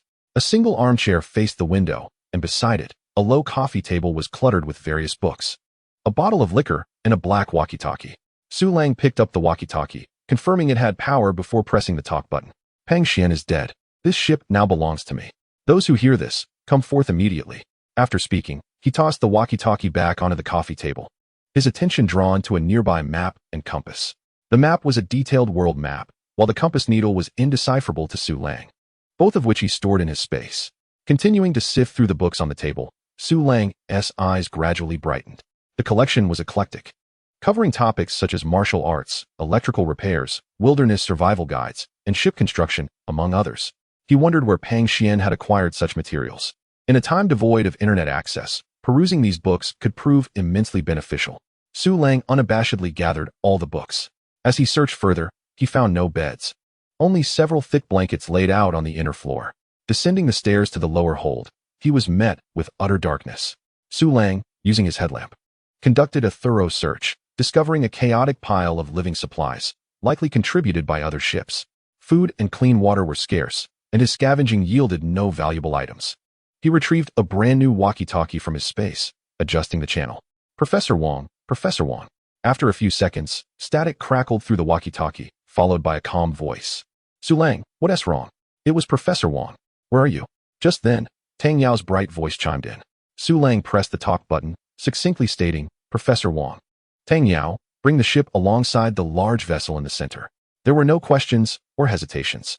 A second later, the walkie-talkie relayed 2 confirmations. Received. Ascending the stairs back to the cabin, Su Lang noticed Wu Qin still standing at the doorway, somewhat lost in thought.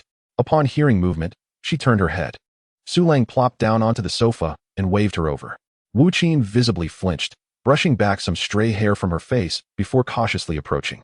Su Lang casually picked up a martial arts book, not bothering to look up as he asked, "Who usually steers this ship?" "Most of the time, it's me," Wu Qin replied, her voice tinged with apprehension as she carefully observed Su Lang's expression, attempting to gauge his intentions. Then, the air within the cabin fell silent, the only sound being the soft rustle of pages turning. Su Lang, captivated by the fighting techniques detailed in the book, immersed himself in its contents. Before long, sounds from the deck interrupted him. Su Lang rose and strode out of the cabin, encountering a man just stepping onto the deck, their eyes meeting. "It's you?" the man exclaimed upon recognizing Su Lang's face. He was none other than the one who had warmly invited Su Lang to join the fleet initially. "Wait," Su Lang said tersely, moving towards the ship's edge. 3 small boats swarmed the water's surface, and another man was climbing the rope ladder onto the deck. Simultaneously, a striking silhouette appeared on the deck of the left ship. The woman, clad in a raincoat, obscured her features, but her exceptional height caused Su Lang to take notice. The 2 vessels were closely positioned. The woman glanced over briefly before taking a long stride across the gap. Su Lang slightly tilted his head, noting that the distance was no more than 4 or 5 meters, easily traversable in a single step.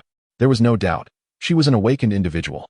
At that moment, the 3 men also climbed onto the deck, and together with the woman, for pairs of eyes were now fixated on Su Lang. Su Lang cleared his throat. "In the fleet, are you the only 4 with walkie-talkies?" The group exchanged glances, and finally, the familiar man spoke up. "There are only 4 walkie-talkies, and we are all present." He paused, mustering courage to look at Su Lang. "Has Xianpeng died? What do you mean by calling us here?" Su Lang nodded slightly. his gaze sweeping slowly across each individual. I am Su Lang, and from now on, I will lead this fleet. Chapter 76. Journey to Taosan. The air fell silent for a moment. At this moment, the four did not display much shock. In fact, during their journey, they had anticipated this. Since Pang Xian had died, it was only logical that the leader would be replaced. Moreover, being able to single-handedly slay a second-tier awakened like Pang Xian proved the terrifying strength of the man before them. They had not even entertained thoughts of resistance. The man slowly raised his right hand, his Adam's apple bobbing. Brother Lang, we truly cannot hand over our supplies. You can. Su Lang's calm voice interrupted him directly. The air suddenly thickened. The man inwardly lamented but dared not utter another word. What supplies could they hand over? Surely, they were not expected to surrender their small boat? At that moment, a low, magnetic voice broke the silence. Since Pang Xian is dead, Su Lang turned his gaze toward the tall figure from where the voice emanated. A wide rain had obscured most of her face, revealing only her sharply defined jawline and a strikingly red lip. Then what about the transaction I had with him? I wonder if the new leader is willing to accept it? Su Lang's eyelid twitched. You are Paymin? An awakened? Yes, came the voice from beneath the rain hat. What was the transaction you discussed? I directed him toward Taosan, and he paid me 2 crystal stones. The woman's tone was cold. Mingjing? The kind of crystal found in the brains of mutated sea monsters? Su Lang instinctively frowned. He wanted Mingjing, having gone through great effort to obtain just 2. Why didn't this woman just take them by force? Just as he was about to speak, the walkie-talkie in his arms crackled with static. SSSHHH, Su Lang, we have arrived. Where are you? Coming back to his senses, Su Lang turned to find Professor Wang's boat alongside his own. He picked up the walkie-talkie, just follow closely behind. Then, turning his gaze slightly past Paymin, he asked the man who had spoken earlier, what is your name? The man hurriedly replied, just call me Ahao, Brother Lang. Su Lang spoke gravely. Ahao, you 3 need to notify all the small boats ahead to retrieve the debris floating on the water and bring it to me. The more, the better. This is an order. The moment Pang Xian died, Su Lang had begun planning how to roll out a large-scale debris recovery operation. Professor Wang had already set the precedent, so the more people he could mobilize to help him earn scavenging points, the better. After his command, Ahao stood frozen in place. He had anticipated demands for supplies and even the possibility of losing their boat, but never expected such a bizarre order. Debris? What use is that? To make rafts? This command was absurd, leaving him utterly perplexed. Did you hear me clearly? Su Lang, noticing his prolonged silence, asked with emphasis. I heard you clearly, Brother Lang. Ahao suddenly jolted. Just collecting debris? Nothing else needed? Su Lang nodded. Yes, just those 5 types of recoverable debris. Understood. I will ensure the task is completed, Brother Lang. Although Ahao was filled with doubt, he dared not ask further and quickly descended the rope ladder with the other 2 to relay the orders. Su Lang then turned his attention back to Paymin, who stood silently observing. Now let us discuss our transaction.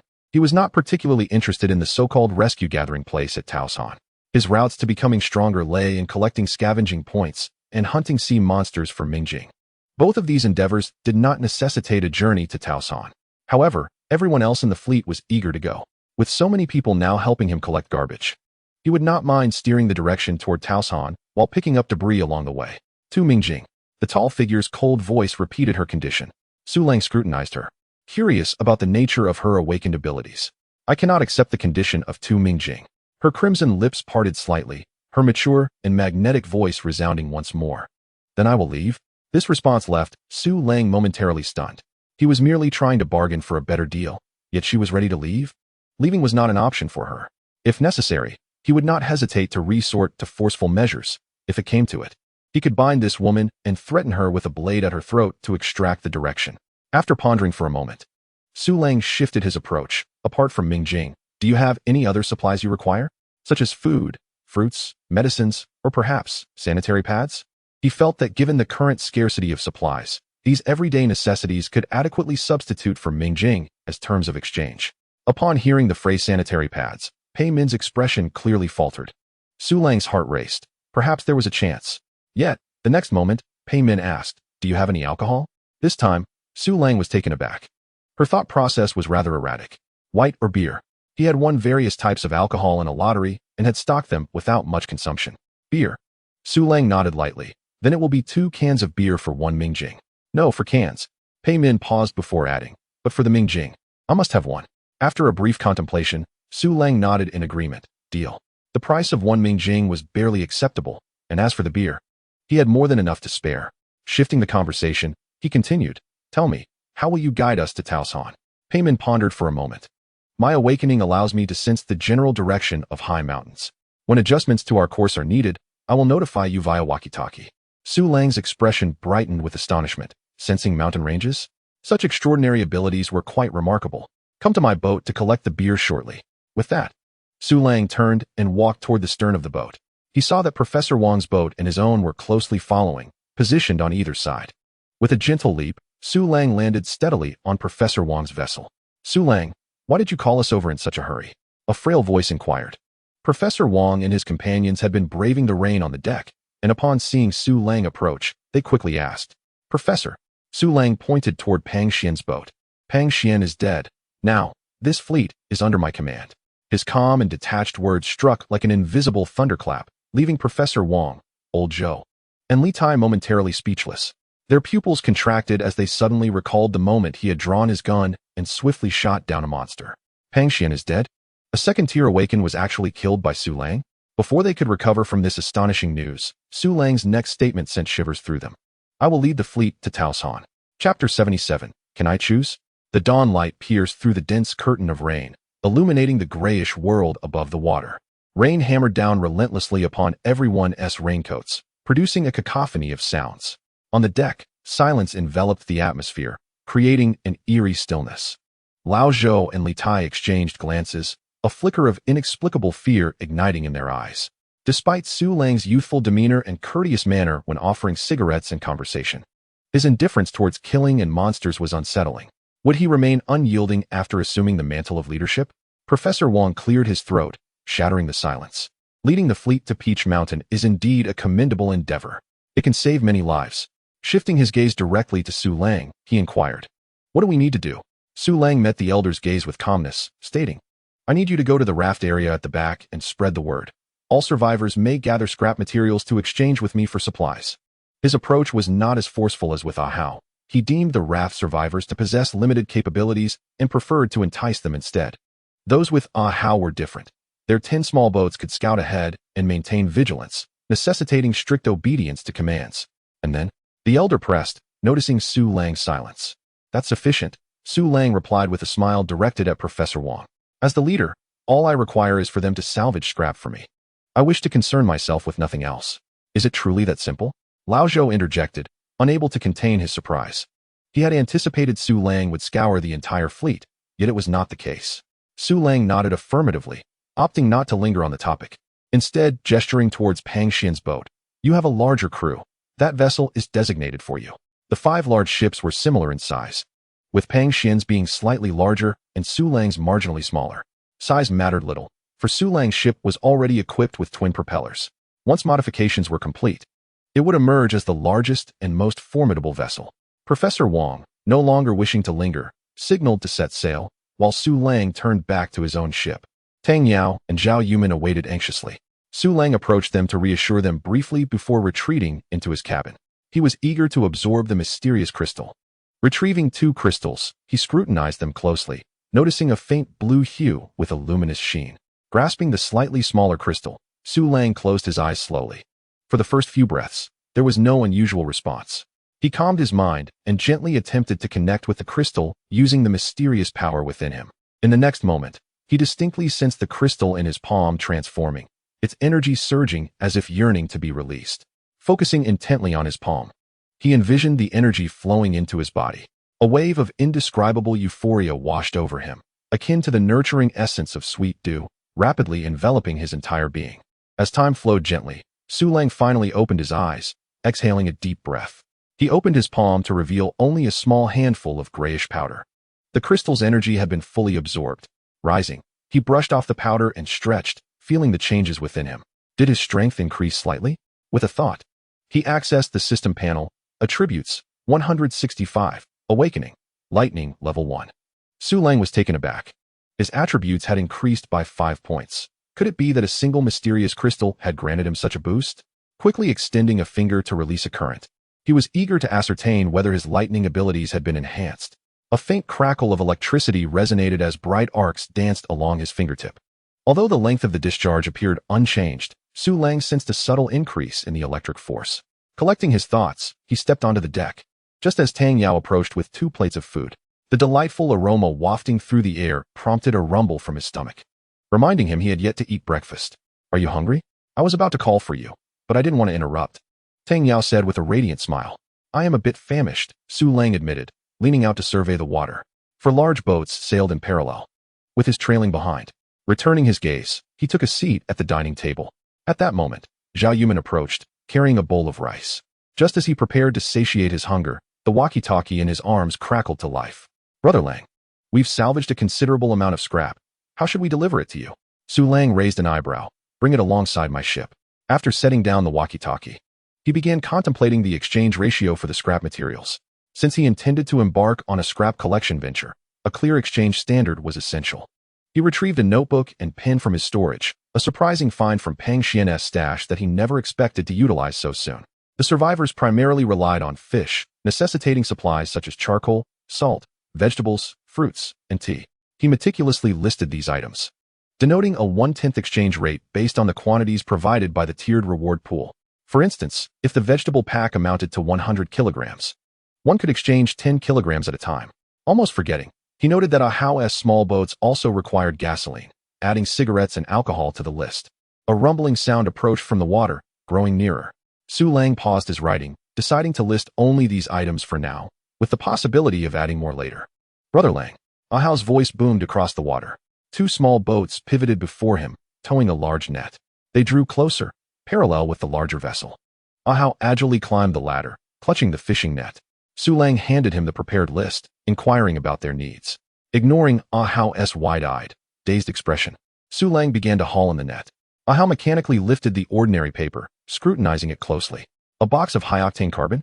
10 kilograms of vegetables? A pack of cigarettes? What had Brother Lang just said about their needs? His heart raced with overwhelming surprise. Could it be that Brother Lang intended to reward him?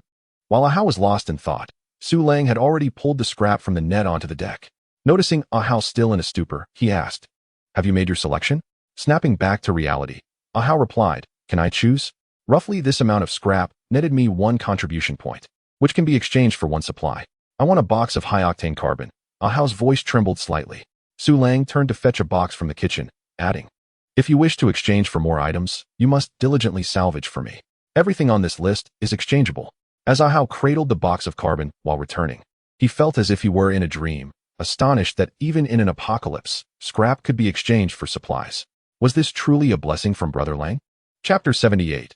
He is a professor. Watching as Ahao's small boat drifted away, Su Lang then turned his attention to the net brimming with scrap on the deck.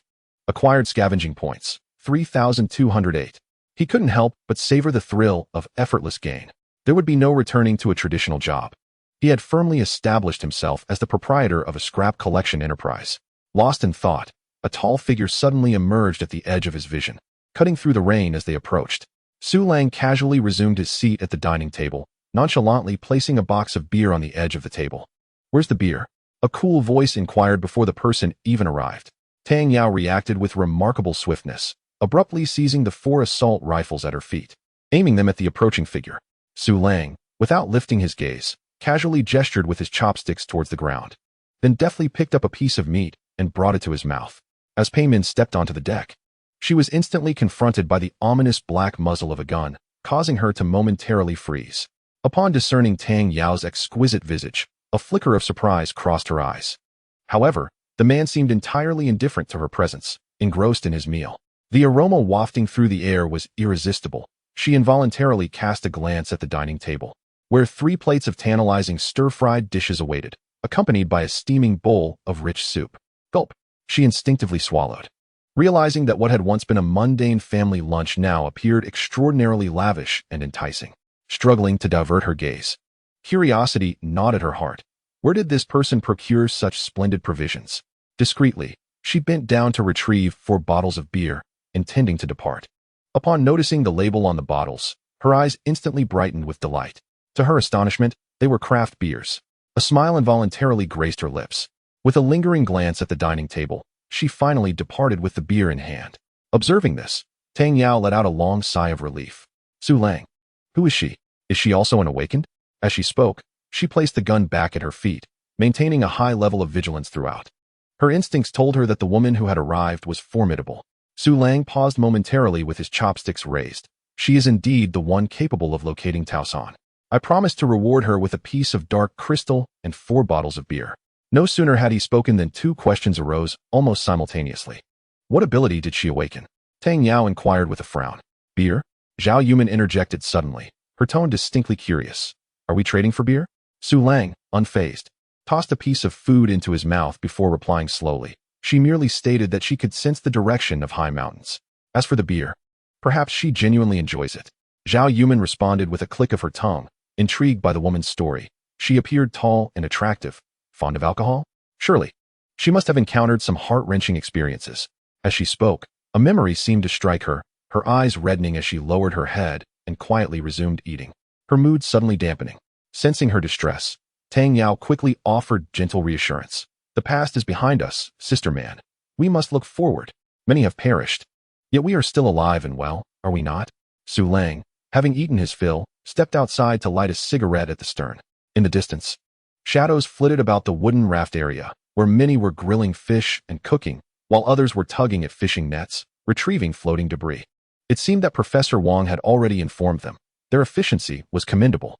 Once the first batch of salvage workers exchanged their finds for supplies, those around would undoubtedly feel envy and regret for not having begun their salvage efforts sooner. At that point, all survivors would rush to salvage debris, and his points would soar at an unprecedented rate. The distant gray mist remained indistinct, approaching at a pace both visible and constant.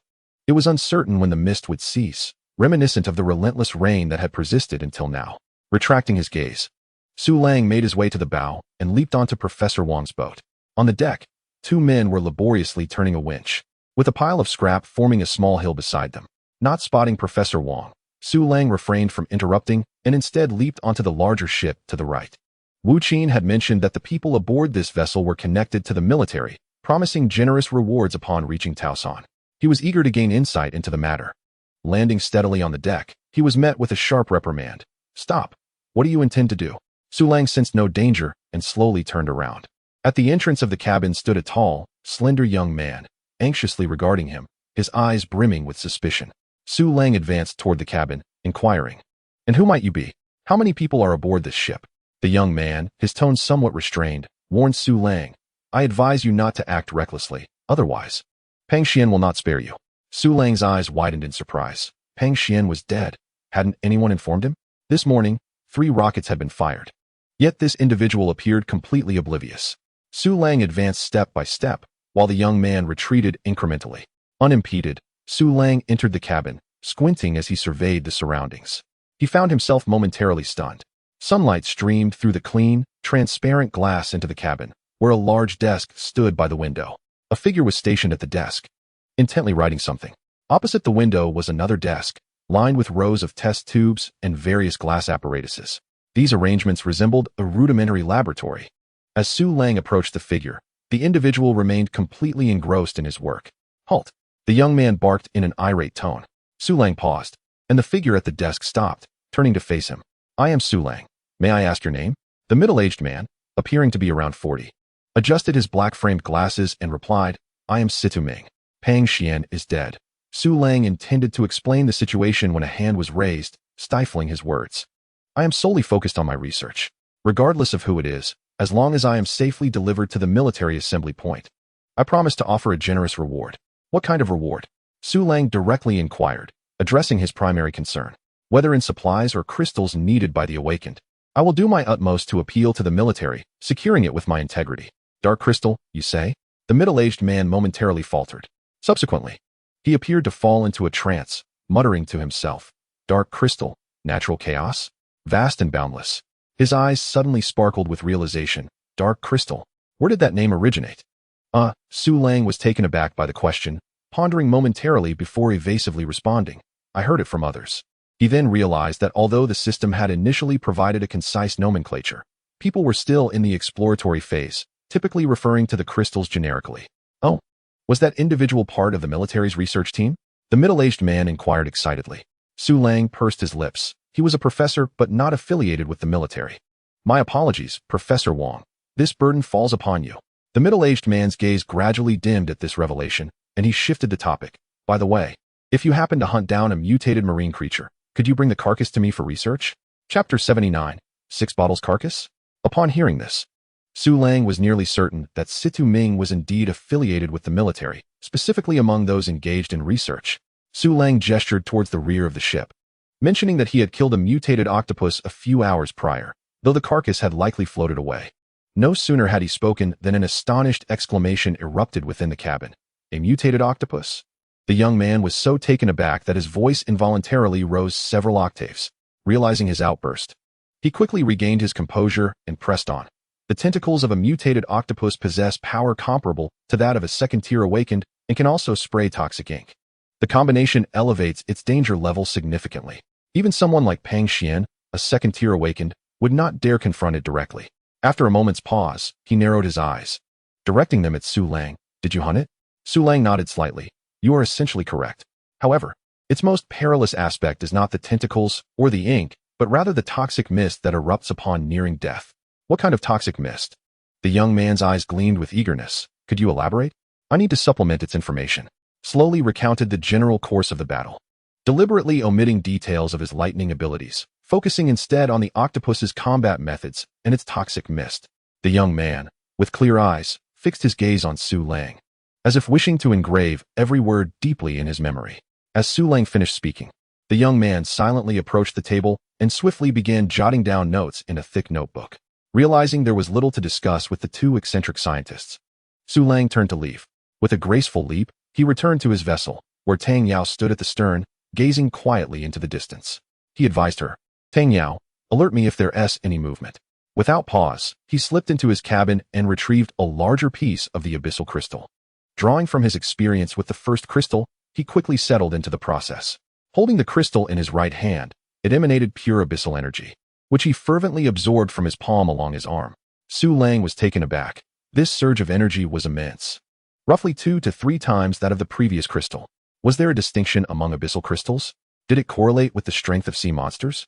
With no time to ponder, he forcibly suppressed these thoughts and concentrated all his mental faculties on absorbing the abyssal power. Time slipped by quietly.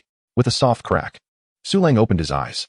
The crystal in his palm had been completely consumed, reducing to a fine powder. He exhaled a long breath, stood, and stretched his body, casually accessing the system panel. Attribute, 185. Awakening, Lightning Level 1. His attributes had increased by 10 points. This meant this crystal was equivalent to the previous 2. The mutated mackerel was significantly weaker than the mutated octopus, explaining the vast difference in energy from the abyssal crystals. Su Lang extended a finger to test his lightning power. And indeed, it had intensified slightly. He wondered when he might break through to level 2. Stepping out to the dining table, he found Zhao Yumin staring blankly at the cultivation chamber. Upon hearing the noise, she turned and smiled at Su Lang. Not long ago, Professor Wang called you on the intercom. He said it wasn't urgent, so I didn't summon you. Su Lang nodded and grabbed the intercom. Professor Wang. What is it? After a brief pause, static crackled through. Su Lang, I've gathered a lot of scrap here. I need you to come over. Understood. Su Lang made his way to the bow of the ship, towards Professor Wang. Upon stepping onto the deck, a mountain of scrap greeted his eyes, with Professor Wang waiting nearby in a raincoat. Professor, please go inside and rest. I'll be right there. The elder waved his hand and turned back towards the cabin. Su Lang approached without hesitation, reaching out to touch the mountain of scrap.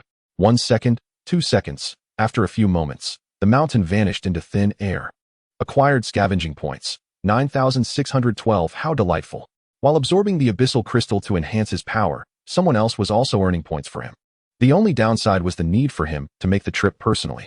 Once his ship was remodeled, he could use an electric hoist to lift the scrap aboard, allowing Zhao Yumin and the others to handle the exchanges, and he would only need to return periodically to collect. That way, life would indeed be much easier. Stepping into the cabin, he found Professor Wang seated at the table, flanked by 2 men and 2 women sitting cross-legged on the floor, while Old Zhou and Li Tai were notably absent. Old Zhou and the others went to another ship, Professor Wang noted, sensing Su Lang's gaze. Su Lang approached and placed the previously prepared paper on the table. Professor, please see what we need to exchange. The elder leaned in closely to examine the paper, gradually widening his eyes. Fruits, tea, and cigarettes? Can all of these be exchanged? Everything written on the paper is valid. Each item requires 1 contribution point. The scrap you gathered today amounts to about 3 points, Su Lang explained slowly. Upon hearing this, The elder's breathing grew heavier, and his face flushed with excitement. He took a deep breath, scanning the faces of everyone in the cabin, before finally saying, "We'll exchange for 1 portion of salt, 1 portion of vegetables, and 1 barrel of gasoline."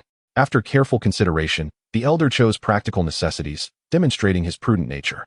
Su Lang stood, following his usual routine to circle the deck, and returned with an array of supplies. 2 bags of salt, 10 kilograms of vegetables, and a barrel of gasoline were all placed beside the table. Professor Wong was left dumbfounded. The 10 kilograms of vegetables formed a vibrant pile, composed of 4 or 5 varieties, their colors bright and fresh.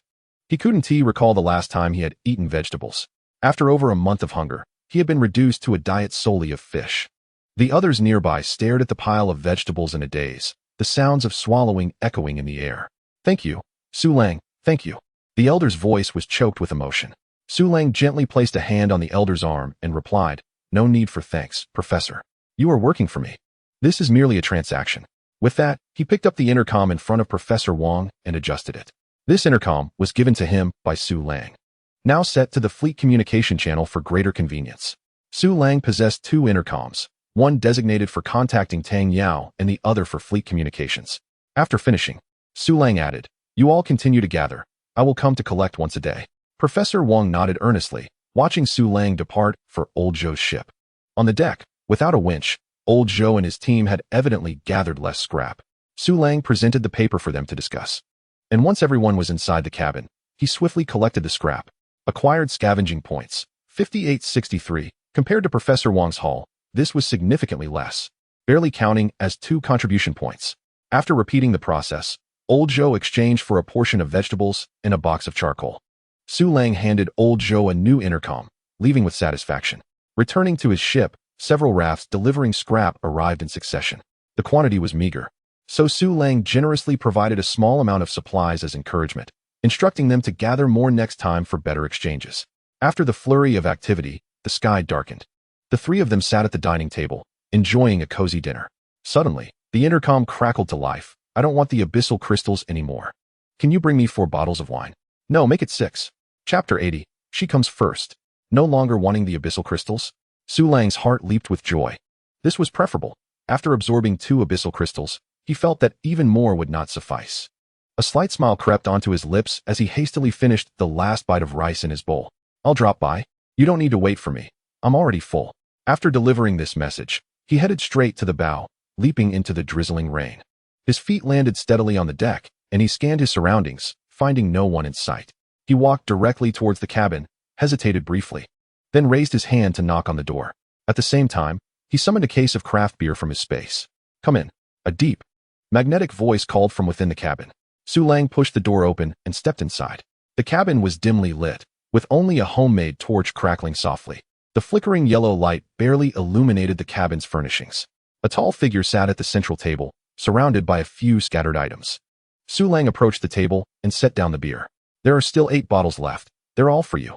The fact that she no longer wanted the abyssal crystals filled Su Lang with immense happiness, prompting him to generously offer 2 additional bottles, as he typically did not enjoy drinking. "Thank you." Pei Min's voice was cool and detached, her gaze still fixed elsewhere. The woman emanated an icy demeanor, prompting the thought that perhaps, as Yu Man had speculated, she harbored some sorrow within her heart. Yet, the inner turmoil of others was of no concern to him. He was hardly a gossip. With a slight curl of his lip, Su Lang turned to leave. "Wait." The low, indifferent voice resonated once more. Su Lang hesitated, casting a puzzled glance back. "What is it?" "It's too late for second thoughts now. Sit down." Su Lang stood his ground, inwardly scoffing, exchanging a few words. And she only uttered 2. Was she practicing the art of brevity? The air fell silent for a moment, seeing that she had no intention of speaking further. Su Lang reluctantly took a seat. He figured he might as well listen to what she had in mind. If she regretted her decision regarding the Ming crystal, that would be an impossibility. "Join me for a drink." Her voice resonated with a deep, magnetic quality, akin to a reverberation from her chest, delightful to the ears. Su Lang looked up to behold a radiant face that struck him like lightning. In an instant, he was utterly captivated. Her exquisite features seemed to be meticulously crafted, almond-shaped eyes, a delicate nose, and cherry-red lips. This must be the embodiment of a woman from a painting. In their previous 2 encounters, her countenance had been obscured by a raincoat, and now, he found himself entranced. Noticing Su Lang's gaze, Pei Min did not shy away. Is it beautiful? Her eyes sparkled with a myriad of emotions. Clearing his throat, Su Lang snapped back to reality. Indeed it is. Bathed in the dim amber glow, he discerned a faint blush adorning Pei Min's cheeks. How much had she consumed? Pei Min, seemingly oblivious, poured herself a glass and filled it with beer. Placing it before Su Lang. Drink. She lifted her glass, clinking it gently against his. With beauty before him, irresistible and delightful. Su Lang raised his glass without hesitation and downed it in one go. He set the glass down with a thud and surveyed the surroundings. On the table lay a plate of roasted fish, pristine and devoid of any seasoning. Was this to be his accompaniment? How many have you had? Pei Min's eyes flickered as she glanced down at her feet. Following her gaze, Su Lang noticed 3 empty beer bottles stacked there. However, in the next moment, something else seized his attention. A slender calf, as white as jade, smooth and delicate, devoid of any excess flesh, casually draped over the other leg, swaying gently, inviting one to grasp it. Drink. Pei Min called, seemingly unaware of his distraction. Su Lang struggled to avert his gaze, lifting his glass for another gulp. Glancing at the plate of bland fish, he casually inquired, "Are you the only one on the boat? 2 others are in the lower cabin. They were originally on the raft, now helping me fish and navigate. Did you prepare this fish? Drink." Su Lang could only raise his glass for a clink, tilting it back once more. He had consumed too rapidly, and the lack of decent side dishes was intolerable. Rising, he scanned the cabin and discovered a simple stove and iron pot, evidently the spot for cooking fish. He retrieved some cooking oil from his supplies, poured it into the pot, and ignited a flame. Returning to the table, he took the fish and, after a brief wash, chopped some ginger and garlic to lay atop it. He had a plethora of spices from his previous rewards and sprinkled chili powder and cumin generously over the fish. The oil was now hot. He lifted the pot and poured it over the newly added seasonings. With a sizzle, the rich aroma of roasted fish surged forth, filling the air. As the plate returned to the table, Pei Min's eyes widened in astonishment. You couldn't speak a complete sentence for half the time. Su Lang replied irritably, "What else with you? Just taste it and speak after." At his words, Pei Min directed her gaze toward the fragrant fish. The hot oil had fully activated the spices, seeping deliciously into every strand of fish, transforming the once white flesh into a tantalizing golden hue. She instinctively swallowed hard. Cautiously, she picked up a piece of fish and placed it in her mouth, closing her eyes to relish the long-lost explosion of flavor. So delicious, Pei Min exclaimed genuinely. Su Lang shook his head. "I must admit, I'm impressed. There's not even a proper side dish, just drinking." "Drink." Pei Min ignored the banter, clinking her glass again. 8 bottles were swiftly consumed. Pei Min, holding up an empty can, stubbornly poured into her glass, yet not a single drop emerged. It was only then that she accepted reality, raising her gaze to Su Lang. "Get more beer." Su Lang paused for a moment. "There's none left. We've finished all 8. You must have more. Get more beer." Her words were slightly slurred. "You're drunk. If you want more, I can bring some next time." Su Lang replied helplessly, "I'm not drunk." Pei Min slammed her palm on the table. Su Lang covered his forehead, sensing the escalating awkwardness. "Fine, you're not drunk. Let us call it a night for today, shall we?" "No." Pei Min suddenly stood, staring intently at Su Lang. 1, 2, 3. 3 seconds later, she unexpectedly reached out, grabbing Su Lang's collar, and her lips pressed against his without warning. The warmth of her lips mingled with the potent scent of alcohol, igniting a rush of blood within Su Lang. The 2 figures entwined, inching closer to the large bed in the cabin. Su Lang managed to squeeze out amidst the chaos. "I need to clarify that there are 2 women. She ranks first, she ranks second, and she can rank third." 2,000 words omitted here. The candlelight flickered in the cabin as rain poured relentlessly outside. Chapter 81. Undercurrents surging hiss. Su Lang, where are you? Can you hear me? The gray mist is closing in. The cabin was intermittently filled with the crackling sound of electrical static. The anxious calls of Tang Yao and Professor Wang echoed through the intercom. As consciousness gradually pulled him from the haze, Su Lang fought to open his eyes. He discovered himself sprawled on an unfamiliar large bed, and upon reaching out, his hand brushed against the soft body.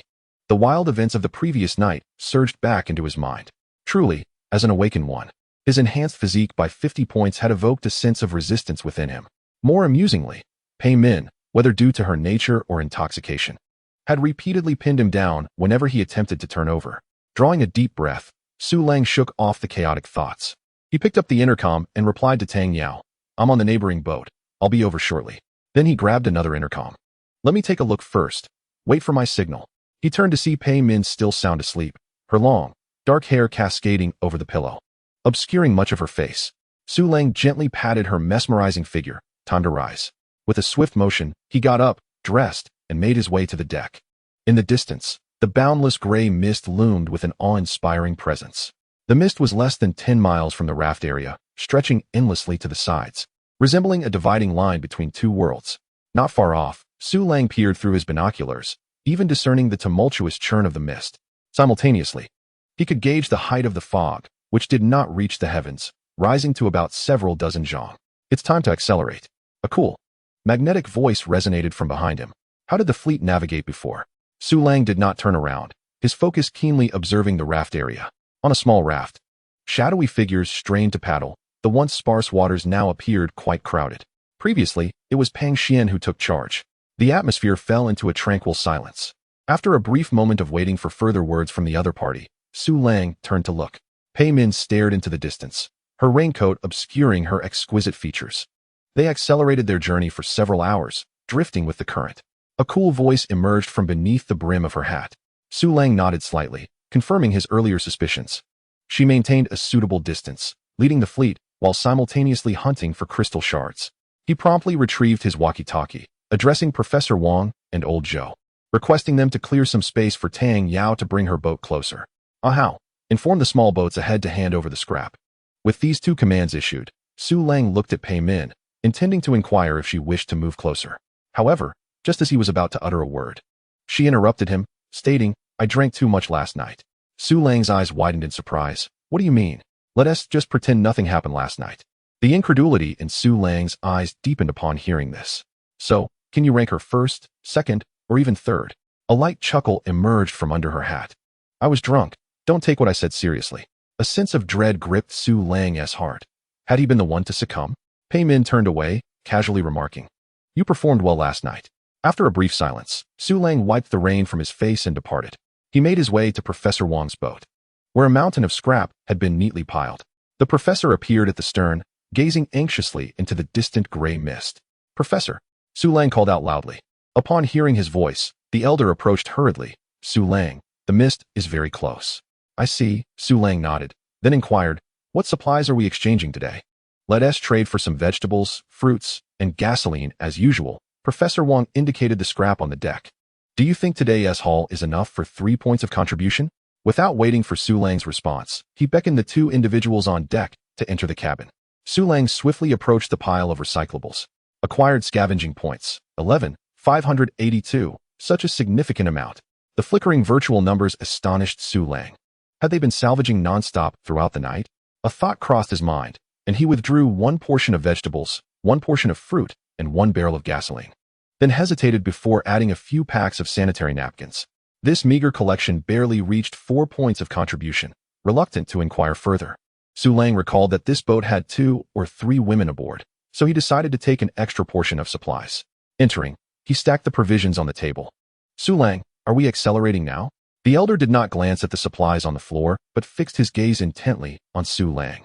Su Lang nodded, yes. Once I finish collecting the scrap ahead, the fleet will need to accelerate. The elder appeared troubled, hesitating for a couple of seconds before saying, What about the rafts behind? At this, Su Lang fell silent. Wasn't it obvious?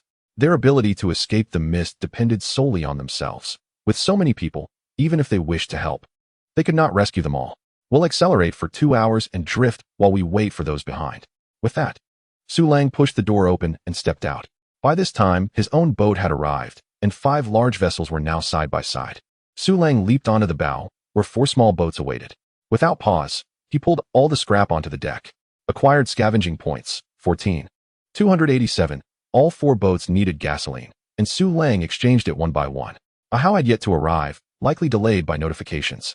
Su Lang hurriedly made his way to Old Zhou's boat. Acquired scavenging points, 10. 865. 2 points of contribution barely reached 3. Old Zhou swapped for 1 portion of salt and 1 barrel of gasoline. Knowing his fondness for smoking, Su Lang tossed him 2 packs of cigarettes. Thanks, Su Lang. The dark-skinned man grinned heartily. Without lingering, Su Lang returned to his own boat. The small boats sequentially approached with their nets, and Su Lang exchanged supplies with each. He traded 6 boxes of coal, 1 portion of vegetables, 2 packs of cigarettes, and 2 barrels of gasoline. accumulating a total of 31,522 points. It was an incredible windfall. 1,000 points could yield a draw from the level 4 prize pool, potentially gaining 10 boxes of coal or 10 barrels of oil. Calculating. The exchange supplies barely amounted to 2,000 points, resulting in a profit of 3 points. A tenfold return? Su Lang cursed inwardly. Was he being too greedy? But a moment later, he brushed the thought aside, overwhelmed by a sense of exhilaration. Brother Lang, are we accelerating now? Ahau cheerfully inquired, clutching a cigarette. Su Lang, upon hearing his voice, snapped back to reality and nodded. Follow my lead. Especially you three with walkie-talkies. Be prepared for scouting and vigilance. We will ensure the mission is accomplished, Brother Lang, Ahau shouted robustly. Moments later, the engines of the large vessels roared to life, and the fleet began to gradually accelerate. The cries from the raft area echoed as they realized the fleet was leaving them behind, with some rowing desperately in silence. Just then, a hidden current surged in the waters not far behind the raft area. Chapter 82. Scrap recovery on the deck at the stern of the ship. Su Lang observed the struggles in the raft area with an impassive demeanor. Row faster. The fleet is accelerating. Are they abandoning us? Someone help me. I don't want to die. Various cries and complaints filled the air. Despite this, everyone on the raft continued their labor without pause. Su Lang retrieved his walkie-talkie. Speaking gravely, Ahau, keep track of time. Shut down the engines in 2 hours. The crackling sound of static filled the air, and Ahau's voice came through the walkie-talkie. Got it, Brother Lang. Rest assured. Pressing the talk button, Su Lang continued. Pei Min, do we need to adjust our course? No, continue westward with the current. Once everything was settled, Su Lang turned to head toward the dining table. Having earned so many points and exchanged numerous supplies, he intended to take this opportunity to draw some prizes. Su Lang, where did you go last night? Tang Yao sat down beside him. Just had a bit too much to drink on the neighboring boat, Su Lang replied with a smile, feeling no guilt. Tang Yao pondered for a moment. Take care of your health. Always be cautious. Su Lang was taken aback by her words, realizing her concern. He had expected her to probe further, but she merely let it pass with that single remark. As Tang Yao moved to the control area, Zhao Yuman's eager voice immediately rang out. So what happened? Did you sleep with her? I didn't. He asked. He only said he drank too much. Rolling her eyes, Zhao Yuman asserted, that means he did sleep with her. That Pei Min is not only tall, but also has an impressive figure. I noticed that even through the raincoat last time. Sister man, why are you saying all this? Even if he intends to pursue Pei Min, I won't stand in his way. Hearing this, Zhao Yuman grew anxious. Are you foolish? Didn't we discuss this before? Pei Min might be the third, but there could easily be a fourth. We need to unite and form a cohesive front. Su Lang lit a cigarette and opened his system panel. Scavenging points, 128, 457, gazing at the string of numbers, an immense sense of happiness surged within him. Level 4 prize pool consumes 1,000 points, confirm. 10 consecutive draws.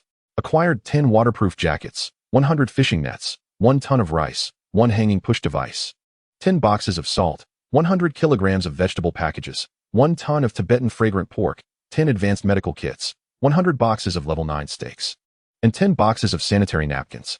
It seems there is nothing of value. Let us try again 10 more times. Acquired 1 powerful spotlight, 10 boxes of high-calorie charcoal, 100 kilograms of fruit assortments, 1 box of cigarettes, 10 premium sleeping bags, 10 barrels of gasoline, 10 sets of men's sportswear, 10 universal antidotes, 100 kilograms of vegetable assortments, and 10 bulletproof helmets. All basic supplies, with neither ores nor seeds in sight. Su Lang dismissed the notion of continuing the lottery. It was clear that luck was not on his side today. Switching to the modification page, countdown 10:35, 46, almost there. The modifications will be completed tonight, and these 100,000 points must be saved for a thorough refurbishment of the ship. He closed the system panel and pulled out a notebook. Taking advantage of this time, he began to inventory the supplies in his space, listing more items that could be exchanged. For instance, he had over 100 fishing nets, essential for fishing or collecting debris. Additionally, there was rice, pork, soy sauce, Tibetan fragrant pork, beef, and shank meat, among others. The food supplies were more than sufficient, and he cataloged everything for exchange. Other items like sleeping bags, coffee, fingio, and toiletries were also listed in proportion. The lone hanging push device was noted as well, priced at 10 contribution points. With such a limited quantity, he had only managed to obtain 2 after so many draws. As for weapons, Su Lang refrained from listing them for exchange, at least not for now. Before he realized it, he had filled an entire page with dense writing. Su Lang held the paper up to his eyes for a meticulous inspection. Suddenly, his brow furrowed. This one do, The number of people scavenging for debris is increasing, and if he hands them a paper each time, the efficiency would be woefully inadequate. After some contemplation, he retrieved a light-colored curtain fabric from his space, an item from Boss Luo's supermarket. He then went to the kitchen to fetch some charcoal and carefully transcribed the listed supplies onto the curtain. Time slipped away quietly. Once Su Lang completed this task and securely tied the newly inscribed supply list to the left side of the ship, a small boat in front of him had just turned off its engine, slowing down. 5 large vessels followed suit, gradually drifting along with the current. Su Lang pressed the intercom, saying, "Now is a good time for everyone to prepare a meal and take a breather." He then walked to the stern of the ship. Gazing out over the water, the once densely packed rafts now trailed behind, forming a long line. Only 2 large rafts remained close to his ship, both equipped with sails, bustling with people and rowers. The larger and smaller rafts behind, due to the variance in speed, created a lengthy stretch of water. "Old Joe, can you hear me?" Professor Wang's voice crackled through the intercom. "I'm here. What is up, Professor?" Old Joe replied promptly. "Let us take some time to make some sails to assist those behind." The professor's tone carried a hint of complexity. It seemed he too was concerned about the survivor group trailing behind. Old Joe responded straightforwardly, "No problem. I'll collect more materials and I can make them." The professor fell silent, and the channel was quiet for a moment. Then, the crackling noise resumed. "Lang Go, I've caught another net. Can I exchange it?" Came Ahao's voice. Su Lang pulled out the intercom and replied, "For exchanges, bring them over in batches. Stay vigilant." He moved to the bow deck, retrieving some of the supplies and stacking them aside. After a brief wait, for small boats swiftly approached. With Ahao nimbly climbing the rope ladder while dragging the fishing net, Su Lang pointed to the left side of the bow and called out, "Check out the items above. A whole net of scrap can be exchanged for 1 portion of supplies." Upon hearing this, Ahao paused on the ladder to inspect thoroughly, as did the other 3 on the boat. 10 fishing nets? I'll trade for this. Just right. This net is in terrible condition. Ahao made his selection quickly. There's liquor. Ahao, didn't you see? 1 TU trade for liquor? A man on the boat laughed heartily. Ahao rolled his eyes, thinking long-term, choosing to exchange for a new fishing net, knowing that these items could all be obtained. While speaking, Ahao had already climbed aboard the deck, and Su Lang helped pull the fishing net up. After acquiring 10 brand new fishing nets, Ahao descended happily, seizing the opportunity while the ship was high enough for visibility. Su Lang crouched down to collect a net full of scrap. Acquired scavenging points, 3,551. I can't stand it. I must exchange for a bottle of Fingio. Is that all right, Lango? The man called out loudly. Of course, 1 at a time. In no time, all 4 boats completed their exchanges, and the men departed amidst cheers. Su Lang exhaled, filled with anticipation for the modifications to the crane and electric hoist. With those 2 pieces of equipment, the efficiency of recovery and exchange would greatly improve. At that moment, Tang Yao's melodious voice rang out from behind. Are all these being traded to others? Chapter 83. If you want to die, don't drag me down. Tang Yao had witnessed the exchanges from the side, now wearing a puzzled expression. Each of these supplies was invaluable in the current environment. Why trade them so readily with others? Although she had seen Su Lang personally salvage debris before, it was difficult for her to connect debris with food within the inertia of human thought. She didn't understand the significance of Su Lang exchanging supplies for scrap. Yes. Su Lang handed her the paper, stating, "I intend to treat scrap recovery as a business." As he anticipated a busy future in recovery, he meant to discuss this clearly with Tang Yao and Zhao Yuman. Tang Yao held the paper up to her eyes for a careful examination. Beside her, Zhao Yuman, filled with curiosity, leaned in closer, both heads peering together at the paper. As they slowly discerned the items listed, Tang Yao raised her brow, while Zhao Yuman's mouth fell open. "They're trading scrap for food with us?" Zhao Yuman exclaimed. Su Lang's gaze swept over the 2, and he replied gently, "That's about the gist of it. Why? Aren't we at a disadvantage?" Zhao Yuman's brows knitted tighter. Su Lang chuckled. "Even with this exchange, we're not at a loss. In fact, we stand to gain significantly. Of course, it's a substantial profit." When he compiled the supply list, he estimated the returns to be about 30-fold. Wasn't that a significant profit? Zhao Yuman pondered for a second and nodded emphatically. "As long as it's not a loss, I trust you. In the future, this business will become increasingly busy, and I'll need your assistance." Su Lang pointed toward the bow. "Just follow the list I've compiled. 1 net of scrap for 1 portion of supplies." However, Tang Yao furrowed her brows, hesitating. "Even if you require scrap, if we continue trading like this, how many supplies will we be giving away? Even if your space can store a lot, there will be a day when it runs out, right?" Su Lang nodded, contemplating before explaining. "It 1 T run out. You can understand it as me being able to obtain more supplies with more scrap, turning waste into treasure? Tang Yao's tone instinctively rose a few notches. Sort of. Su Lang did not deny it, stating earnestly, "So, I will continue this business indefinitely."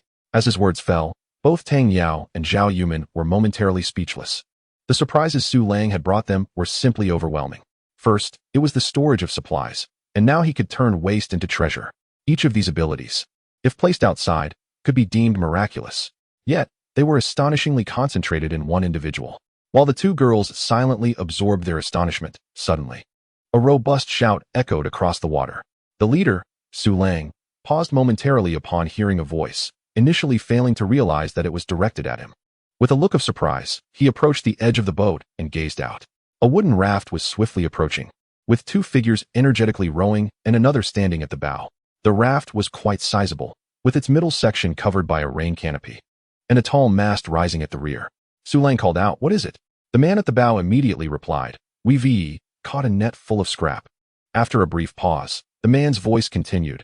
"Old Joe mentioned that we could exchange it for supplies with the leader." Su Lang shifted his gaze and noticed a large net being towed behind the raft. "Bring it over," he commanded, pointing towards the bow of his ship. Receiving an affirmative response, the man quickly gestured to his companions. Moments later, the raft aligned parallel to the two larger vessels. 3 men then worked together to haul the fishing net onto Su Lang's ship. These men, accustomed to a daily diet of fish, were quite strong. Su Lang reminded them that a substantial amount of scrap was needed for a single exchange of supplies. As the raft floated on the water, the height of the larger ship made it easier for the men to see the prominent curtain. The man at the bow was momentarily taken aback, uncertainly asking, "Can all of this be exchanged?" His astonishment was understandable. The curtain displayed an array of items that were exceedingly precious in this apocalyptic context. Even amidst the flood, it boldly proclaimed the availability of fresh vegetables. The 4 characters were written flawlessly, leading the man to suspect the leader was jesting. "Everything listed can be exchanged," Su Lang affirmed, weighing the scrap in the net. There was quite a considerable amount. "Let us trade for a box of high-quality fuel," the man shouted. Su Lang nodded and signaled for the crew to move a box, tossing a new fishing net in return. Fuel was indeed the most pressing material shortage for all vessels at present. The men transported the high-quality fuel off the ship, then, with a sense of understanding, paddled away slowly, allowing the raft to drift behind. After watching the raft retreat to the rear water area, Su Lang began to collect the scrap. Acquired scavenging points, 4063. The quantity was substantial. He had anticipated just over 3,000 points, but was pleasantly surprised by the excess. On the raft, the previously jubilant atmosphere abruptly dissipated. "With so many good items on that ship, I believe we could pull off a heist next time," remarked one of the 3 who had boarded. "Shut your mouth. Don't drag me into your death wish," rebuked the man conversing with Su Lang in a low voice. "What is there to fear? I can see clearly. There are only 2 women on that large ship." The man's tone was dismissive. "We have plenty of people. When we next board to exchange supplies, we can strike unexpectedly. I refuse to believe we can't defeat him. Have you forgotten he isn't awakened? We have all witnessed Pang Xian's prowess. His strength and speed are astonishing, and he can effortlessly slay sea monsters. If someone that formidable has fallen, do you truly think we can surpass Pang Xian? He must have ambushed Pang Xian with a gun. You all heard the gunfire and explosions that day. They lasted for quite a while. But now we outnumber him, and if we catch him off guard, we need not fear his gun. Foolish. This is my final warning. If you seek death, do not involve me." The conversation ended abruptly, leaving a tense atmosphere on the raft. Meanwhile, Su Lang on the large ship was far from idle. As one raft departed, another arrived. Su Lang methodically collected scrap, exchanging it for supplies. Acquired scavenging points, 11,873. After trading 3 more boxes of high-quality fuel, Su Lang was exceedingly pleased with the outcome. Before long, an hour had slipped by. "Su Lang, it's time to eat," Zhao Yuman's voice called out. Su Lang rose and peered towards the rear. Nearby, 4 large wooden rafts were sending up cooking smoke, with figures busily grilling fish and preparing meals. Looking further back, many small rafts were gradually catching up. The faster rafts would join the line and immediately halt to prepare their fish. Retracting his gaze, Su Lang approached the dining table, where the 3 of them were enjoying a cheerful lunch. Amidst their laughter and chatter, the sudden crackle of static filled the air. "Hiss!" Promptly, Professor Wang's anxious voice crackled through the intercom. "Sea monsters! Sea monsters are coming." Chapter 84. The long-legged monster. Upon hearing the commotion, Su Lang immediately dropped his chopsticks and dashed towards the stern of the boat. Yet, There was no sign of panic on his face. Why? Because his mind was not on the arrival of sea monsters, but rather on the impending arrival of abyssal crystals. The mere thought of the impending crystals that could enhance his abilities caused a slight smile to curve his lips. He raised his binoculars to look ahead. The area around the nearby rafts appeared undisturbed. A bit further out, small rafts trailed behind, leaving slender wakes in their wake. In the central waters, the surface undulated, and waves surged violently. Su Lang clearly saw several unidentified creatures leaping from the water and wreaking havoc on the rafts. Had their numbers increased? Despite his growing curiosity, his feet moved quicker. He leapt from the edge of the ship, landing securely on a large raft, and then took a few steps to gain momentum before leaping high again. The more creatures there were, the more abyssal crystals could be obtained. Once that thought took root, he exerted force beneath him, propelling himself forward at an accelerated pace. Closer now, suspended in the air, Su Lang finally discerned the forms of the unknown creatures. In an instant, his gaze was drawn to the monster's lower limbs. They were two ghastly pale legs, distinctly muscular, exaggerated in proportion, reminiscent of long legs belonging to a human female. The humanoid upper body was adorned with light blue scales, and its long, powerful arms were complemented by several gill slits opening and closing along its neck. What in the world? Is it human? Or fish? Lightly, he landed on a small raft, where the occupants were so terrified they sat paralyzed, oblivious to Su Lang's arrival. Just then, one monster swung its long arm, sending one figure flying. The victim emitted a horrific scream as a massive gash opened in their abdomen, ensuring their demise was imminent. The monster slowly turned around, allowing Su Lang to see its true form. It had no discernible nose, only two dark holes where nostrils should be. Its pitch-black eyes were enormous. The sound of its gills opening and closing emitted a hissing noise. Su Lang glanced at its bloodied claws at the ends of its arms, then at its glaringly white legs, a chill running down his spine. The design was eerily realistic, as if extracted directly from a video game, and there was no censorship. A sudden recollection of old Joe's words, "Don't say it. It's disgusting," flashed through his mind, as if he were referring to this very creature. At that moment, the monster seemed to have locked onto Su Lang, its head slightly turning, muscles in its white legs tensing. In the next instant, it leaped ferociously, its claws lunging directly at Su Lang's face. Su Lang's pupils constricted, and the tang knife was already in his hand. To him, the monster's speed appeared sluggish. Not to mention Pang Xian, even the stone tiger who had perished at his hands was faster. Su Lang remained composed, mimicking a sheathing motion with his knife, even though he had no sheath. Emulating a move he had seen in a book, at the moment the creature drew near, he fixed his gaze sharply. With blinding speed, he executed a slicing motion, from bottom to top, left to right. With a sickening sound of flesh tearing, the tang knife effortlessly penetrated the monster's body. In midair, the entire creature was cleaved in two by the tang dao, not even managing to emit a scream. With a thud, the two halves of the corpse fell heavily onto the wooden raft. On the larger ship, Tang Yao remained motionless, peering through her binoculars. "How is it? There shouldn't be any danger, right?" Zhao Yuman inquired softly as she leaned closer. Tang Yao shook her head, assuring her that there was no issue. After a brief pause, she added, "Su Lang seems quite relaxed." She had witnessed the battle on Su Lang's side. The creature had been dispatched almost immediately. It appeared that this particular monster lacked strength, merely abundant in numbers. "That's good." Zhao Yuman felt relieved, turning to leave while casually adding, "Call me if anything happens." Su Lang, wielding the Tang Dao, was methodically examining the monster's remains, searching for the crystalline core. However, he found not even a trace of it. How could this be? Was the creature's power insufficient? Just as he pondered this, a hissing sound echoed ominously. Su Lang immediately became alert, gripping his Tang Dao as he scanned his surroundings. Two creatures emerged from the adjacent small rafts, brandishing bloodied claws, facing Su Lang with a menacing challenge. In the next instant, a splash erupted as another creature lunged from the water, breaking the surface and charging at Su Lang. Without hesitation, he swung the Tang Dao with all his might. With a sickening squelch, the creature was split in two. No respite was granted to Su Lang. Almost simultaneously, the monsters from the two rafts sprang into action. They leaped onto the raft where Su Lang stood, claws raised for an attack. In a flash, Su Lang propelled himself backward, landing deftly on another raft, while the monster strikes missed their mark. Undeterred, they hissed and charged again. Su Lang frowned slightly. Without the crystal, this hunt felt rather lackluster. In the blink of an eye, the two creatures were upon him, leaving no room for idle thoughts. Gripping the Tang Dao tightly, he unleashed a powerful horizontal slash, propelled by sheer force and speed. The monsters, raising their claws high, were caught off guard. The Tang Dao sliced through them as effortlessly as cutting through tofu, and their bodies abruptly halted. Moments later, they crashed onto the raft, shattered into 4 pieces. Help! A heart-wrenching scream pierced the air. Su Lang heard the cry and swiftly stepped forward. A survivor on the raft was backed into a corner, trembling as he brandished a broken steel pipe. Opposite him, a creature gaped its mouth wide, resembling a snake, revealing rows of sharp, menacing teeth.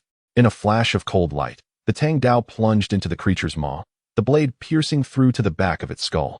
Blood mixed with viscous blue slime erupted from its mouth. The scene was so exhilarating it nearly compelled Su Lang to broadcast a live report. Forcing down the nausea, he gripped the hilt tightly, kicking the creature's carcass away. With another splash, yet another monster shot out of the water. Su Lang pivoted and cleaved it mid-air with a swift strike. "Thank you, Chief." The survivor finally regained his senses, trembling as he expressed his gratitude. Su Lang, however, did not linger, leaping to another raft. Out of the corner of his eye, he spotted a creature charging towards a fleeing figure. In a split second, Su Lang positioned himself in front of the individual, the Tang Dao thrusting into the creature's heart. Just as he sighed in relief, an inexplicable sense of dread washed over him. It was an instinctive warning. His gaze sharpened as he sensed disturbance beneath the water. Suddenly, his body was covered in goosebumps. With no time for thought, he leaped backward. In the next moment, the raft exploded as if struck by a cannonball, splintering wood flying everywhere. And a towering wave surged skyward. A shadow cut through the rain, crashing through the debris and hurtling towards Su Lang in midair. The creature's claws gleamed with a chilling light, leaving a ghostly trail as they targeted his head. Chapter 85. Am I surrounded? Su Lang's pupils constricted. The shadow was a creature unlike the others, with longer, more powerful arms, and its lower body was transformed into thick, scaled limbs instead of legs. Suspended in midair, Su Lang had nowhere to evade. In a moment of instinct, he raised his right hand, the Tang Dao soaring gracefully, while his left elbow braced the blade against his neck. The next instant, a resounding clang of metal echoed. The creature's elongated claws clashed violently against the Tang Dao, halting its advance. Yet Su Lang was sent hurtling downward, as if struck by a truck, crashing into the water like a cannonball. The terrifying force from the blade left him astounded. Could it wield enough power to overpower him, who stood at 185? With no time to ponder further, he plunged into the frigid depths of the flood. On the large ship, Tang Yao caught sight of Su Lang being thrust into the water.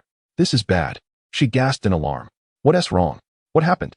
Zhao Yuman rushed over, her footsteps echoing on the deck.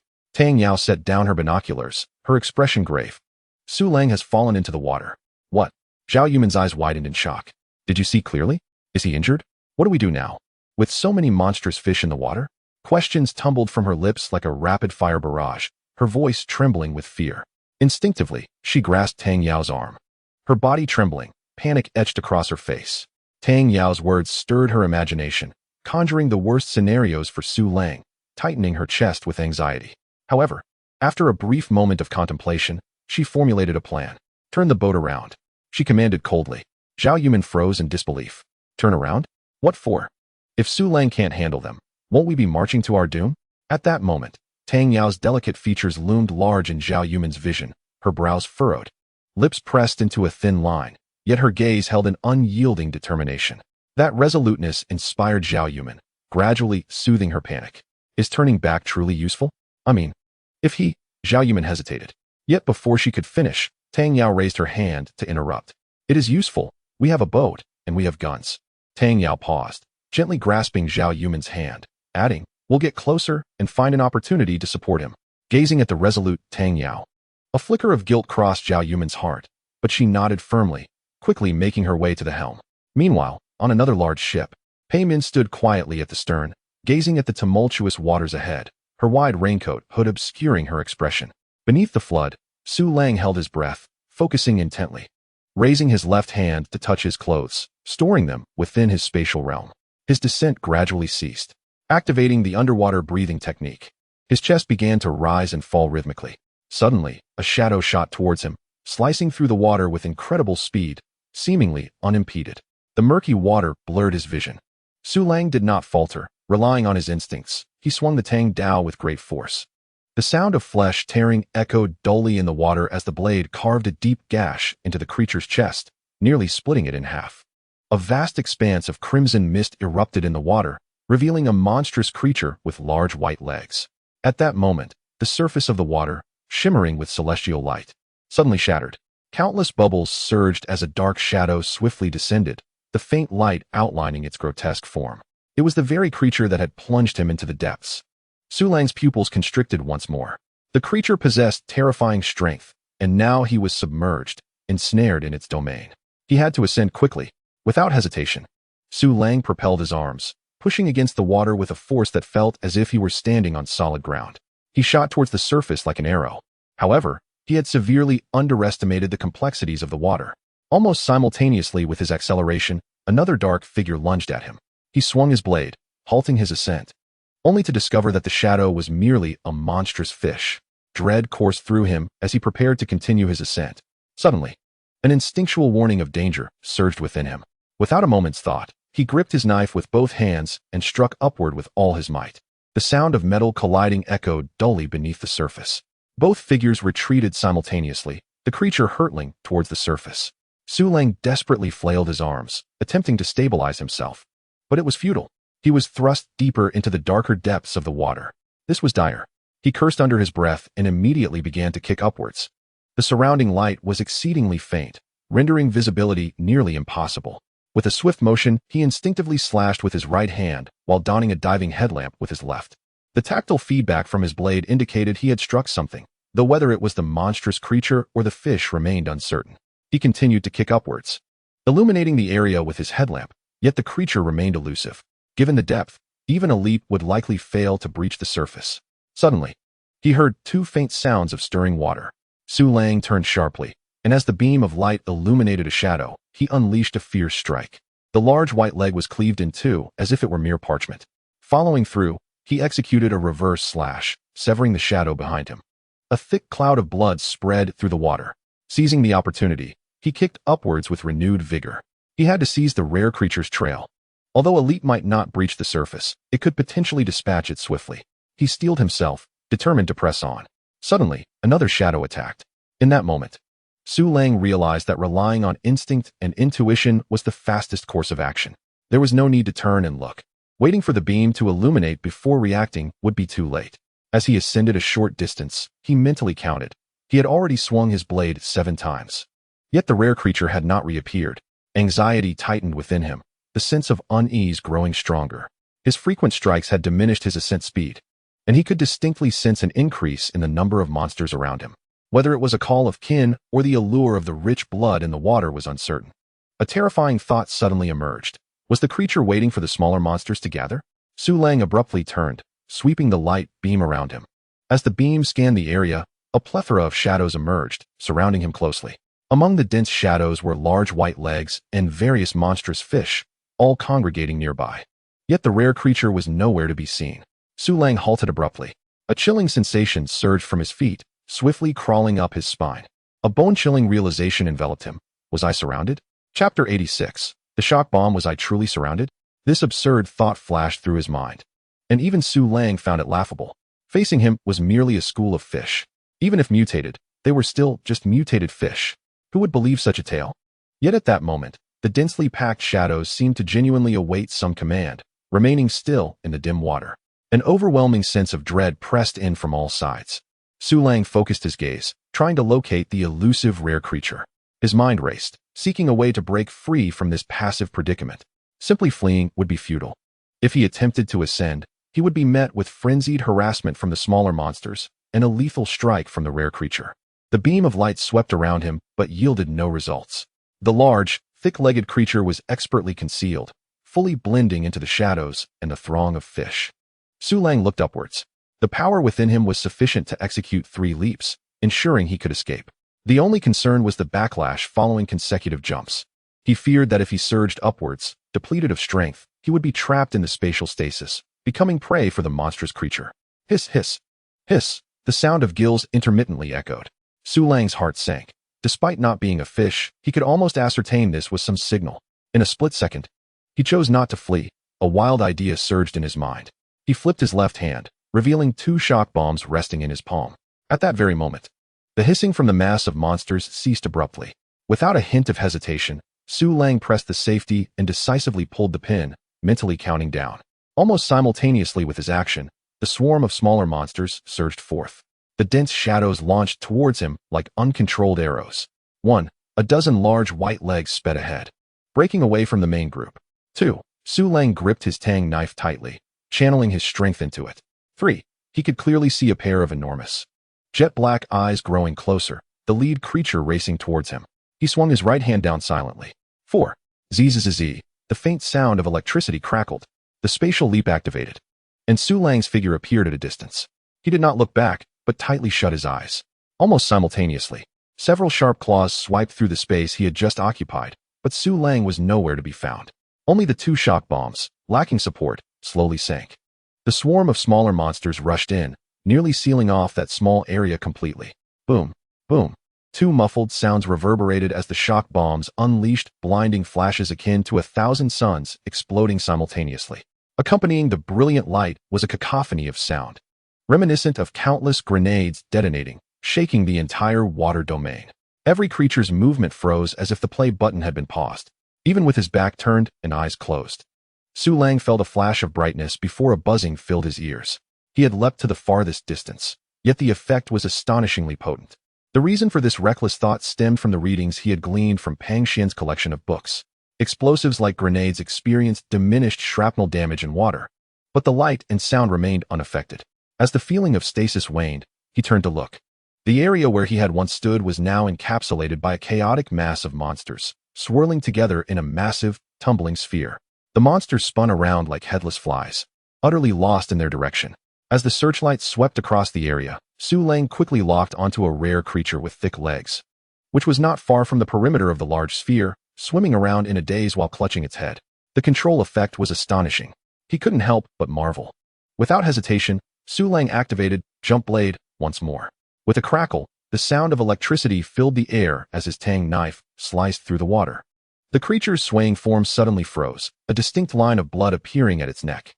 Gradually, its head began to slide off. Su Lang appeared before it, drawing a military dagger from his left hand and plunging it in, as if skewering a piece of fruit with a toothpick. Glancing at the frantically darting monster fish and the large white legs, he did not linger, but forcefully kicked the water, rapidly ascending. With a splash, he leapt from the water's surface and gracefully landed on a small wooden raft. He quickly scanned the surroundings, but found no trace of the large white legs. Could it be that they had all been summoned below to encircle me? A flicker of doubt crossed his mind, but was swiftly dismissed. He took a deep, greedy breath, feeling completely at ease. The oppressive silence of the deep water was truly tormenting. At this moment, the gray sky and torrential rain appeared to Su Lang in a surprisingly charming light. Su Lang, Tang Yao's voice rang out, startling him as he turned to see that her large boat had somehow appeared nearby. Tang Yao was standing at the bow, waving at him energetically. "How did you get here?" Su Lang called out. "I saw you fall into the water and worried something had happened to you. So I had Sister Man bring the boat over," she replied. Su Lang waved his hand dismissively. "I'm fine. I'll be back shortly." After saying this, he tossed the creature's head onto the raft and efficiently began to rummage through it. Suddenly, his eyes brightened. A crystal, the size of a chicken egg, lay in his palm. Compared to the previous 2, the faint blue luminescence of this crystal seemed even more vibrant. The power contained within it must surely be more abundant.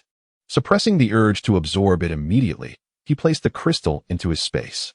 Gripping the tang knife, he surveyed the area. The raft was exceptionally calm, with no further monsters in sight.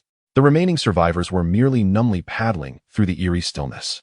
Su Lang stroked his chin, speculating that the monsters would not attack again. Had the 2 shock grenades frightened them away? Or was it due to the time, compelling them to return to the gray mist? At that moment, the thunderous sound of a motor drew nearer, interrupting his thoughts. "Langu, Langu." The calls grew clearer. A small boat sped toward him from the periphery of the raft area, with Ahao standing firmly at the bow, cupping his hands to his mouth and shouting. Su Lang expressionlessly raised his knife to signal and called out, "Ahao, come over." "Langu, I saw your boat heading this way and thought I might be able to help, so I followed," Ahao explained as the small boat executed a neat turn, bringing its bow around. "Just in time. I have work for you." Su Lang casually tossed the monster's head at the small boat, then pointed to a few nearby rafts where several half-split monster corpses lay. "Move those monster bodies onto that larger boat to the right." Chapter 87. Breaking through to second tier, delivering the corpses to Situ Ming for study would be a convenient favor. Moreover, Su Lang sought to gain more information about the mutated creatures. Upon seeing the object roll to his feet, Ahau was momentarily stunned. The covered scaled monster head, still in two halves, oozed a mix of red and white slime onto the boat, creating a striking visual impact. He hesitated for a second before looking up at Su Lang. No problem, Lang go. Su Lang nodded. Go ahead. Ahau immediately directed the small boat closer, nimbly leaping onto the raft to grab the corpse of the large white leg and toss it back onto the boat. Watching the small boat depart, Su Lang patiently waited for a moment. Once he confirmed that no monsters were reappearing, he leapt back onto his large boat. Let's move the boat forward, you man, he instructed before heading straight into the restroom. After a refreshing shower, Su Lang emerged to find the large boat had returned to the center. He walked to the stern and raised his binoculars to observe. The raft area had quieted down, with most survivors taking shelter under the rain awning to rest. In the distance, the gray mist seemed to have drawn closer. Retracting his gaze, Su Lang leapt from the boat's edge to the farthest large vessel. What can we discern from the monster's corpse? Su Lang inquired, looking at the two busy researchers. Situ Ming lifted his gaze. It's not a human mutation. The younger researcher seemed engrossed in the dissection, showing no intention of speaking, completely absorbed in his work. Is it a mutation of a fish? Su Lang asked. Not a fish either. Situ Ming shook his head, his expression serious. It's a type of deep-sea creature that has already gone extinct. I've forgotten its scientific name, and I have no materials on hand to check. However, the military has designated it as leg demon in their archives. Leg demon? No. Su Lang shook his head vigorously. Leg demon. He continued to press. Besides the name, what other information is recorded? I don't know. That data has already been transferred to the rear. This is my first time handling a sample of the leg demon, Situ Ming replied. Does the military have many samples and data on sea monsters? Situ Ming nodded yes. And they paid a hefty price for it. Unable to restrain himself, Su Lang asked, with so many aircraft carriers and missiles, why are they unable to deal with the sea monsters? At this, Situ Ming's expression dimmed. I'm just a researcher in the rear. I only hear about things on the front lines. Meeting Su Lang's curious gaze, he added, firstly, it's due to the chaotic magnetic field of Blue Star, causing all guided weapons to malfunction. Secondly, there are incredibly terrifying things beyond that gray mist. More gray mist. What exactly is the gray mist that suddenly emerged from the sea? Just then, a voice crackled through the intercom, interrupting their conversation. Su Lang, the direction needs adjustment. Can you come over for a moment? He pressed the talk button. Received. Mr. Situ, please inform me if there are any new discoveries regarding the mutated monsters.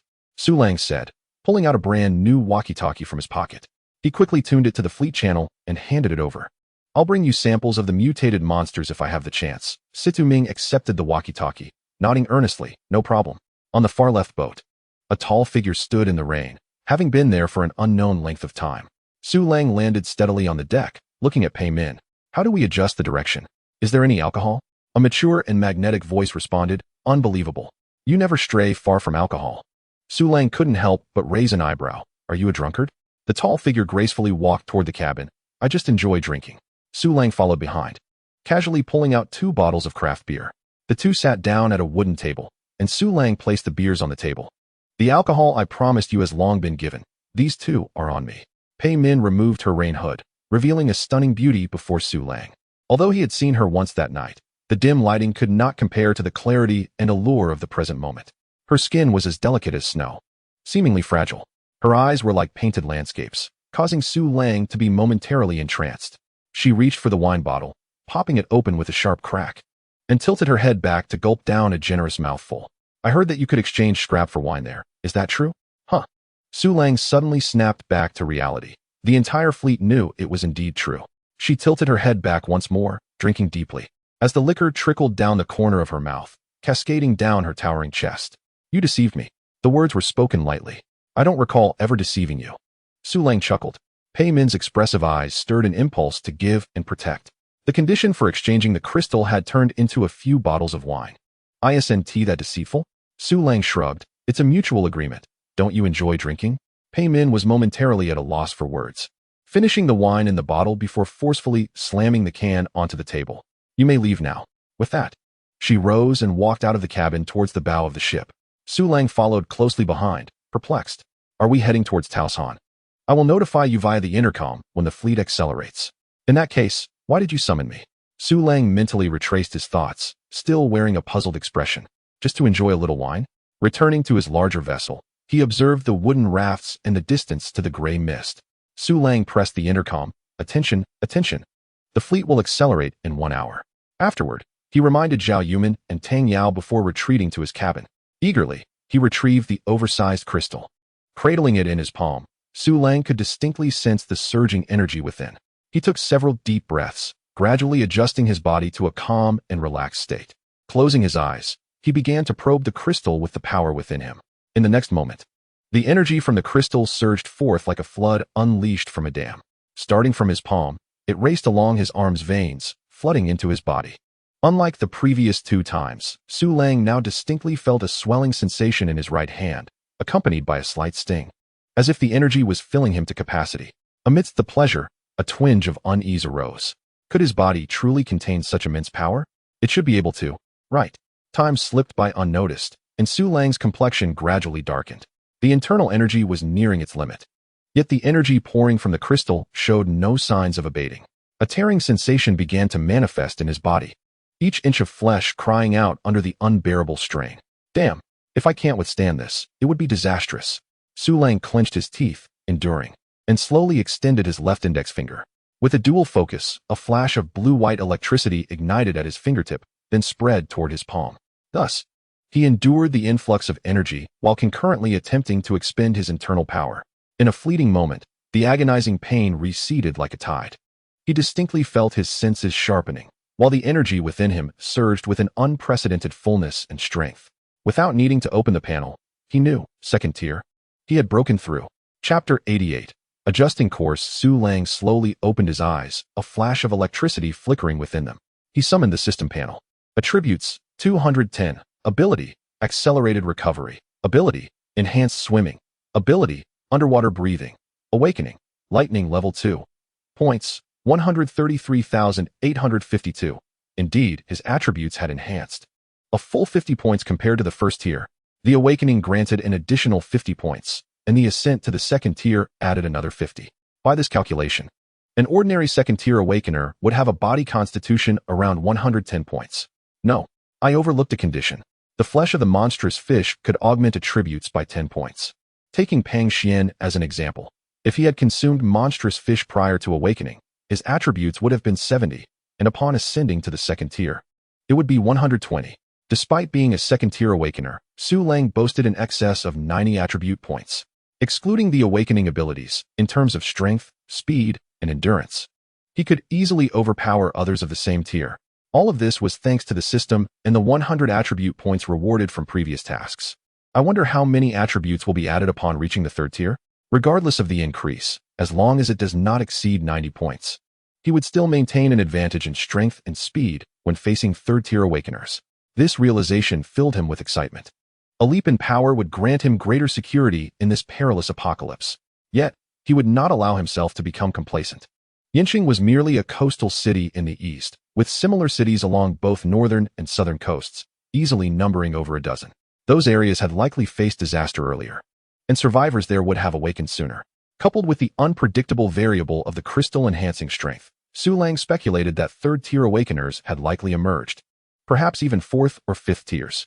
His thoughts wandered far, and he abruptly shook his head to clear the disarray. He extended his right index finger, a flicker of thought igniting a burst of electricity. The internal energy was not only abundant and potent, but also flowed more smoothly. Blue and white currents danced at his fingertips, looking remarkably striking. Su Lang attempted to release his full power, but the current still only spanned the length of his palm. With a thought, the current reversed along his fingers, swiftly enveloping his entire palm. Clenching his fingers tightly, a dazzling electric fist materialized.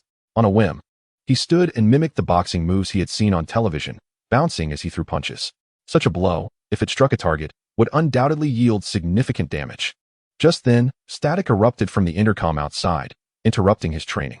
Attention, everyone. Attention, everyone. Right rudder deviated 30 degrees. Right rudder deviated 30 degrees. Subsequently, the sounds of engines and motors roared, and the fleet began to accelerate and turn. Just an hour had passed. Su Lang pushed open the door and stepped onto the deck.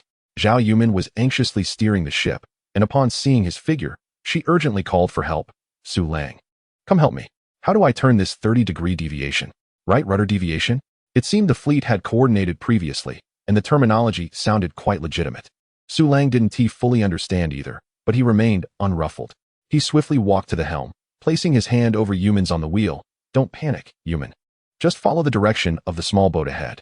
He raised his gaze to the water's surface. Several small boats had already completed their turn, sailing side by side. Originally, the fleet had been moving along the flow of the water, but now it was navigating at a 30-degree angle to the current. Su Lang began to grasp the situation. Pei Min and Situ Ming's vessels had completed their turns the fastest, executing the maneuver flawlessly. This eased Su Lang's earlier concerns regarding the two research enthusiasts.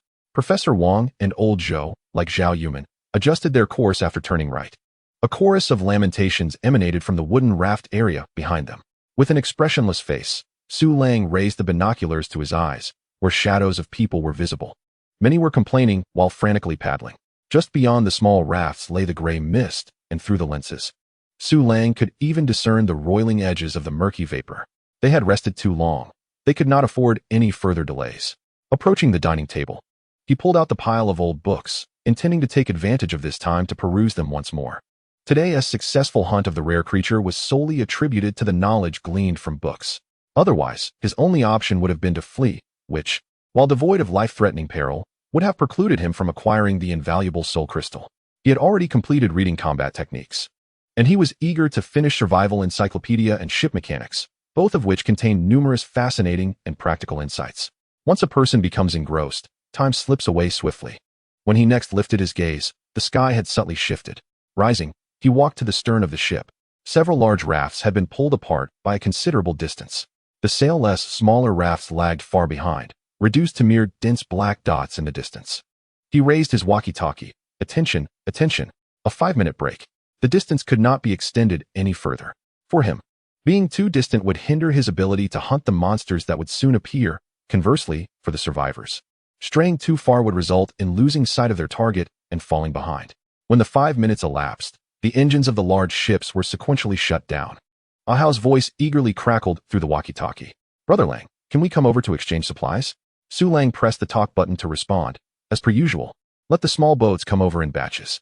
Stay vigilant. Moments later, 3 small boats approached. Observing the excited expression on Ahao's face, Su Lang inquired, "You managed to fill your nets in under 2 hours?" "Indeed," Ahao exclaimed from the bow. "We figured it out and decided to collaborate in pairs for netting. It's the fastest way to gather floating debris." Su Lang nodded. "What do you wish to exchange this time?" "I'd like some pork," Ahao replied, a hint of bashfulness in his smile. Eating fish every day, Ahave and T had a taste of something richer in ages. They exchanged 10 kilograms of pork, a fish, and a barrel of gasoline, accumulating a total of 13,267 points. Shortly thereafter, 3 more small boats drew near. After a flurry of activity, a total of 10 small boats had exchanged supplies, amassing 31,823 points. With prior experiences in mind, Su Lang did not exhibit the same level of excitement as before. Just then, the walkie-talkie crackled again. "Su Lang, are you available to come over? Chen Jia has awakened and wishes to speak with you." The aged voice of Professor Wang resonated. Su Lang scanned the raft area and, seeing no one coming to exchange supplies, made his way to the larger ship on the left. "What is it, Professor?" Su Lang asked as he stepped into the cabin. Professor Wang and Chen Jia were seated side by side at the table. Upon hearing his entrance, the professor gestured for Su Lang to take a seat first. Chen Jia stood up abruptly, solemnly stating, "Su Lang, thank you for saving my life. Without your medicine, I would surely have perished." His tone was entirely sincere. Su Lang waved his hand dismissively. "No need for gratitude. The medicine was also exchanged by you." Suddenly, the walkie-talkie emitted static, followed by Ahao's anxious voice. Brother Lang, we've spotted a ship to the right of the fleet." Chapter 89. What are you eating? As the words fell, the atmosphere in the cabin instantly grew tense. Su Lang picked up the walkie-talkie to reply, "Ahao, keep an eye on it." He then pushed open the door and stepped onto the deck. Professor Wang and Chen Jia exchanged glances and followed suit. No need for binoculars. Su Lang could clearly see a small boat beneath the curtain of rain. Its design bore a striking resemblance to Ahao's vessels, positioned not far from the fleet. It glided quietly with the current, devoid of any motor noise. "Ahao, send 2 boats to investigate," Su Lang instructed through the walkie-talkie. After a few seconds, 2 small boats accelerated away from the formation, hastening towards the mysterious craft. Shouts emanated from afar, though the content was indistinguishable. Moments later, the walkie-talkie crackled again. "Brother Lang." No response. Could it be that the boat is uncrewed? The three men exchanged puzzled glances. They had anticipated encountering other survivors. Yet here was a perfectly intact boat with no one aboard. The situation felt peculiar. What could possibly compel someone to abandon a vessel? Let us investigate. But proceed with caution, Su Lang commanded, gripping the walkie-talkie firmly. Subsequently, the two small boats cautiously approached. The next moment, a terrified scream pierced through the rain. Following that, Ahao's frantic voice echoed through the walkie-talkie. There's a monster, Brother Lang. There's a creature on the boat. Without a moment's hesitation, Su Lang shouted, "Get the boats over there." In Su Lang's mind, a monster was synonymous with a soul crystal. Instantly, footsteps echoed on the deck as several men sprang into action, hoisting sails and steering with remarkable agility. It was evident what Su Lang represented in their eyes. Chen Jie spoke earnestly, "I'm uninjured and can be of assistance." Su Lang glanced back at him, remaining silent. Whether or not he could lend help was inconsequential. He only hoped Chen Jie would not covet his soul crystals. The large ship powered up, quickly breaking away from the fleet and heading straight for the enigmatic small boat. At that moment, the two small boats were positioned at a distance, but fortunately, no one was injured. As they drew nearer, Su Lang called out, "Get closer." The bow of the ship towered above, revealing the scene on the small boat to all present. A humanoid creature stood at the center of the small vessel. Its head and exposed upper body were gray, devoid of any hair, while the lower half was clad in tattered trousers. Is this a human? There was no time for further contemplation, as the large ship approached to a most suitable distance. Su Lang unsheathed his tang knife and leapt from the edge of the ship. In midair, he gripped the knife with both hands. His body arched back as if drawn taut like a bowstring. The next moment, with a powerful downward stroke, he unleashed a fierce blow. The creature tilted its head, its features indistinguishable from those of a human. Strangely, its eye sockets were devoid of whites, leaving only a blank gray. With a swift motion, the tang knife easily sliced through the creature's body. In a moment of instinct, the creature managed to evade slightly. The knife, originally aimed at its head, instead severed its right limb along with the shoulder. Roar! The creature emitted an inhuman shriek, seemingly unfazed by pain, and charged towards Su Lang. Su Lang raised an eyebrow, thrusting the knife forward. The tang knife plunged directly into the creature's head, causing its forward momentum to abruptly halt. Chen Jie, witnessing the scene before him, was momentarily dumbfounded. From Su Lang leaping from the bow to the knife embedding itself in the creature's head, mere breaths had passed. Incredible. Su Lang is an awakened one, he murmured. Indeed, Professor Wang affirmed from beside him. Su Lang is formidable. The metal-skinned stone tiger was slain by him. Stone tiger?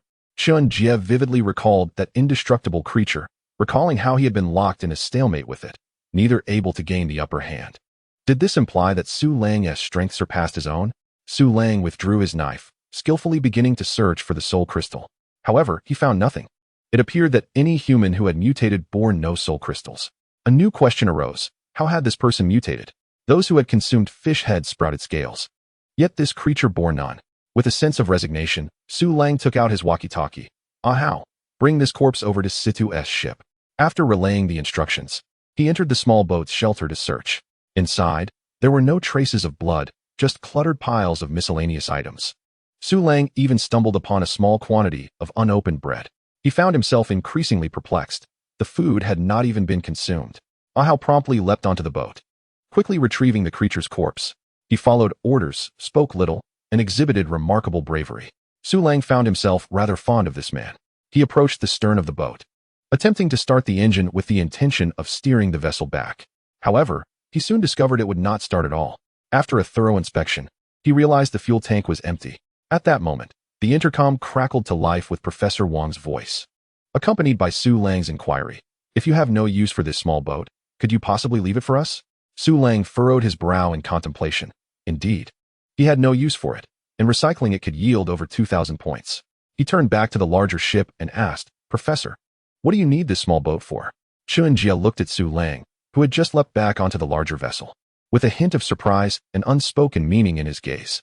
A leap of 7 to 8 meters and over 2 meters high, Professor Wang cleared his throat and approached, explaining that the small boat had great maneuverability, making it convenient for quick trips to the raft area.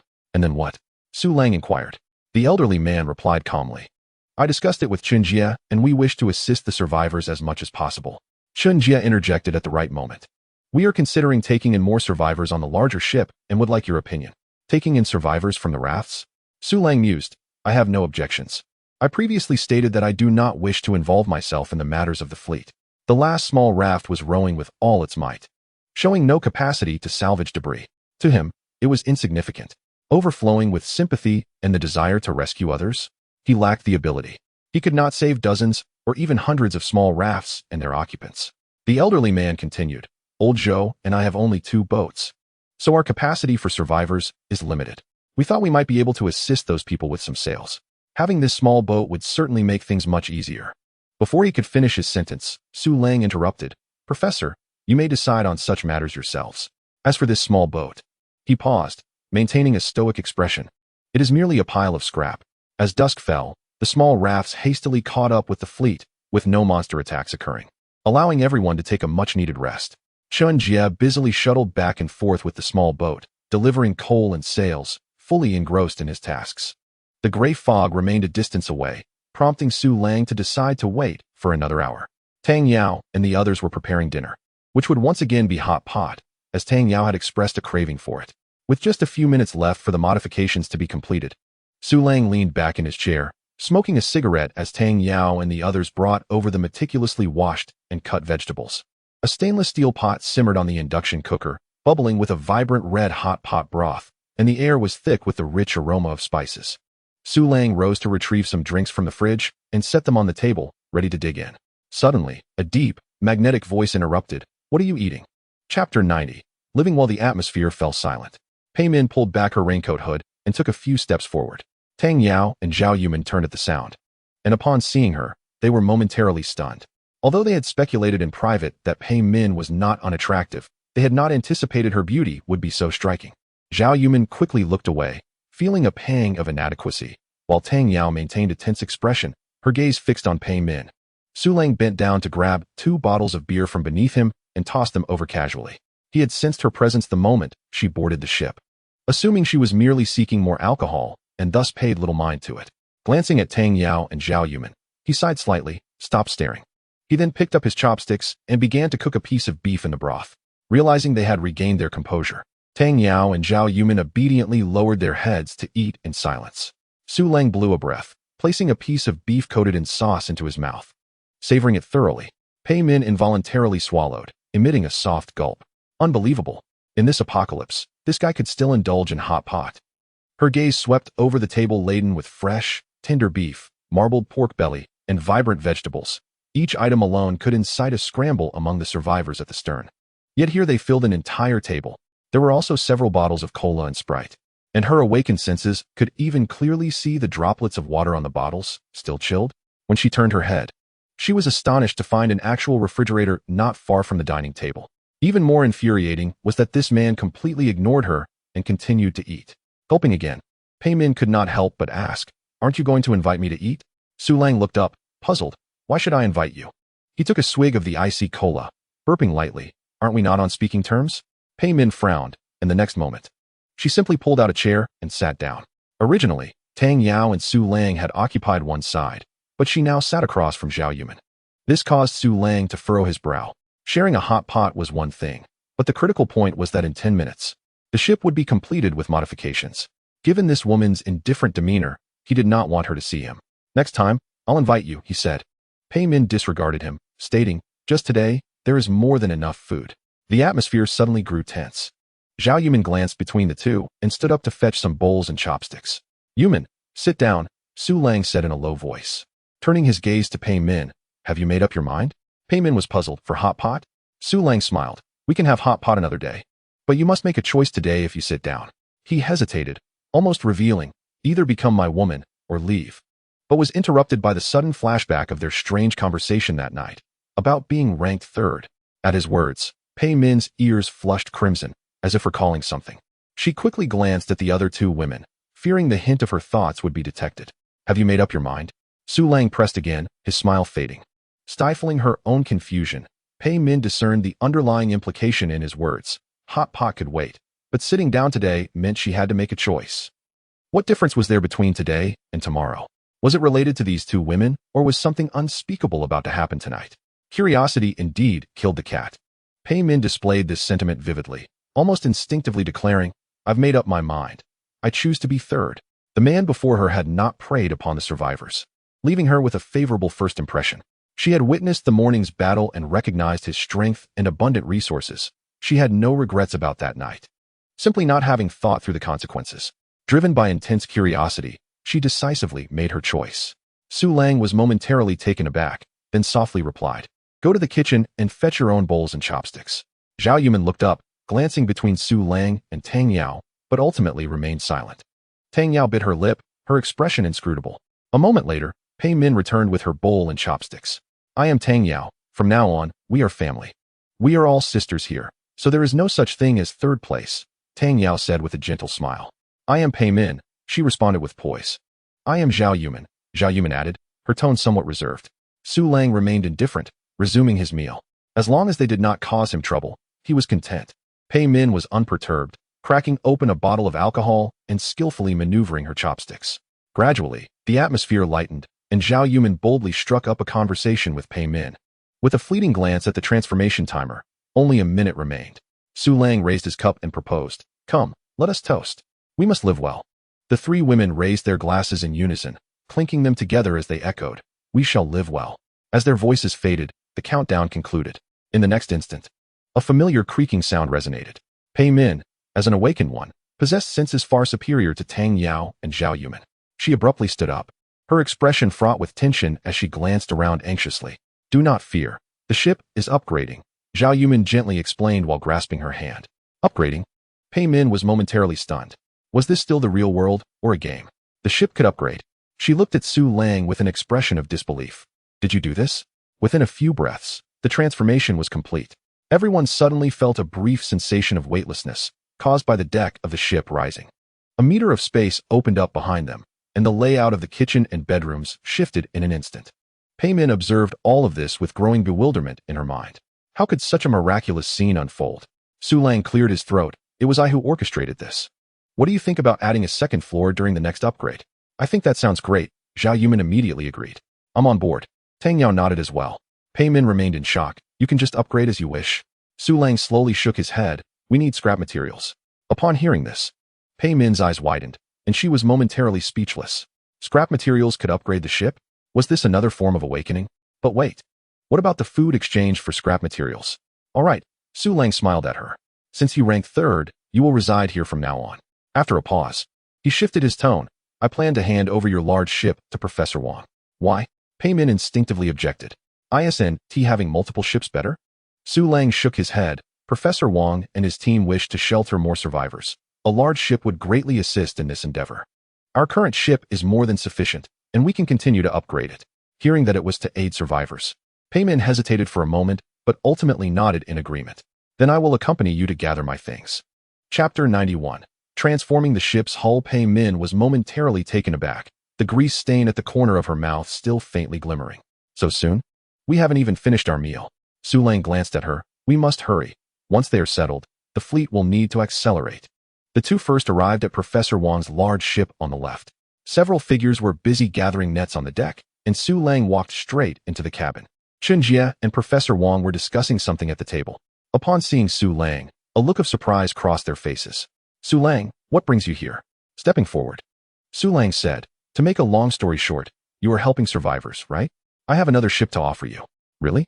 The elder raised his eyebrows in surprise. "Where did this ship come from?" "The one belonging to Pei Min over there. There are 2 survivors on board. Please arrange for them accordingly." "Excellent. That's wonderful." The elder looked at him with excitement. "Chen Jie and I were just discussing how to maximize our assistance to survivors." Su Lang pondered. "Let Chen Jie collect the ship later. Additionally, rally everyone to salvage as much scrap as possible." The elder nodded gravely. "Of course. Only by exchanging for more supplies can we aid more people." After a brief conversation, Su Lang returned to Pei Min's ship. The cabin was pitch dark. "Place your luggage on the bed. I will take it all at once," Su Lang said, setting an outdoor lamp on the table. In an instant, the cabin brightened. Under the light, the floor was cluttered with miscellaneous items, with the bed standing out in its neatness. Pei Min quietly acknowledged and quickly began gathering her clothes and belongings. She did not have much, and soon everything was piled on the bed.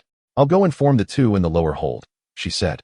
Su Lang gestured toward the table, where, unbeknownst to them, there was suddenly an additional 10 kilograms of meat. Pei Min's eyes flickered with surprise, but she did not inquire further. Silently carrying the meat to the lower hold, her steps noticeably lighter. With a wave of his hand, Su Lang stored the entire large bed into his space. Standing by the cabin door and waiting, his fingertips flickering with the ember of his cigarette. When Pei Min returned and saw the empty space where the bed had been, she was momentarily taken aback. Did you move everything? All done. Let us go. Su Lang nodded and stepped into the ring. The transformed large ship towered a full meter above the other vessels, resembling a colossal beast in the ring. Warm yellow light flowed from the windows, casting shimmering spots on the dark water surface. As they leaped back onto the ship, the hot pot on the table continued to bubble vigorously, with Tang Yao and Zhao Yuman happily enjoying their meal. Without hesitation, Pei Min picked up her chopsticks and resumed eating. Su Lang entered the bedroom and placed the large bed in its proper position. Now, the bedroom housed 2 large beds side by side, with nothing else present. In the night, the small ship emitted a continuous rumble as Chun Jie and the others busied themselves accommodating more survivors. A large ship could only hold about 10 people at most. It remained uncertain how to choose among so many. Su Lang, cigarette in mouth, made his way to the bow, where the space left on the deck was quite spacious. The metal arm and electric hoist had been properly installed. This device would be used for collecting scrap in the future, saving considerable effort. With a thought, the system panel unfolded before him. Scavenging points, 178942. Su Lang couldn't help but lick his lips. He had never fought such a prosperous battle before. Let us try a few draws and replenish some supplies. 4th level prize pool consumes 1,000 points. Confirm. Let us go. Acquired 10 barrels of gasoline. Continue. Acquired large capacity batteries. Good luck. 10 consecutive draws. Acquired a 100 kilogram vegetable pack, 10 boxes of outdoor high-calorie charcoal, 100 boxes of instant noodles, 10 waterproof jackets, 1 gasoline generator, 100 bottles of vinegar, 1 ton of flour, initial mineral essence, 10 boxes of purified water, 10 boxes of toilet paper. Initial mineral essence. After longing for so long, it finally arrived. Su Lang decisively closed the lottery page, adhering to his principle of knowing when to stop. Opening the transformation page, the projection of the large ship instantly materialized before him. Can initial mineral essence be incorporated into the ship's transformation? This had been a lingering question for him, and it had taken so long to draw the initial mineral again. Yes, that's it. I mean, will using the initial mineral for ship transformation yield special abilities? There is a chance. However, the initial mineral essence constitutes a minor proportion compared to the materials for ship transformation. There is indeed a chance. Although Su Lang had anticipated this answer, it still made his heart race. He stroked his chin in contemplation. Should he give it a try? Merely based on the material proportion, the odds must be quite favorable. Even if it doesn't yield special abilities, it should at least enhance the hull's hardness, right? Incorporating initial mineral essence will significantly enhance the hull's hardness. To gamble on a chance? Or should he honestly craft a weapon instead? The points were sufficient to start the ship's transformation now, while the weapon would require a piece of mineral essence to forge. The ship transformation was unlikely to yield special abilities. It might only harden the hull. After leisurely finishing a cigarette, Su Lang finally made his decision. Ship transformation. Time is life. We cannot afford to let the transformation linger. As for weapons, they can be crafted later when materials are gathered. With a flicker of projection, a second layer was added to the deck, creating a space of 7 meters in length and 5 meters in width, partitioned into 2 bedrooms. Entirely sealed save for the windows, while the eaves remained unchanged. This consumed 40,000 points. Next, I selected the initial or to reinforce the ship's hull. Subsequently, I opted for the new generator and battery, prompting the system to reconfigure the electrical circuits, consuming an additional 30,000 points. A glance at the parameters revealed a noticeable decrease in sailing speed.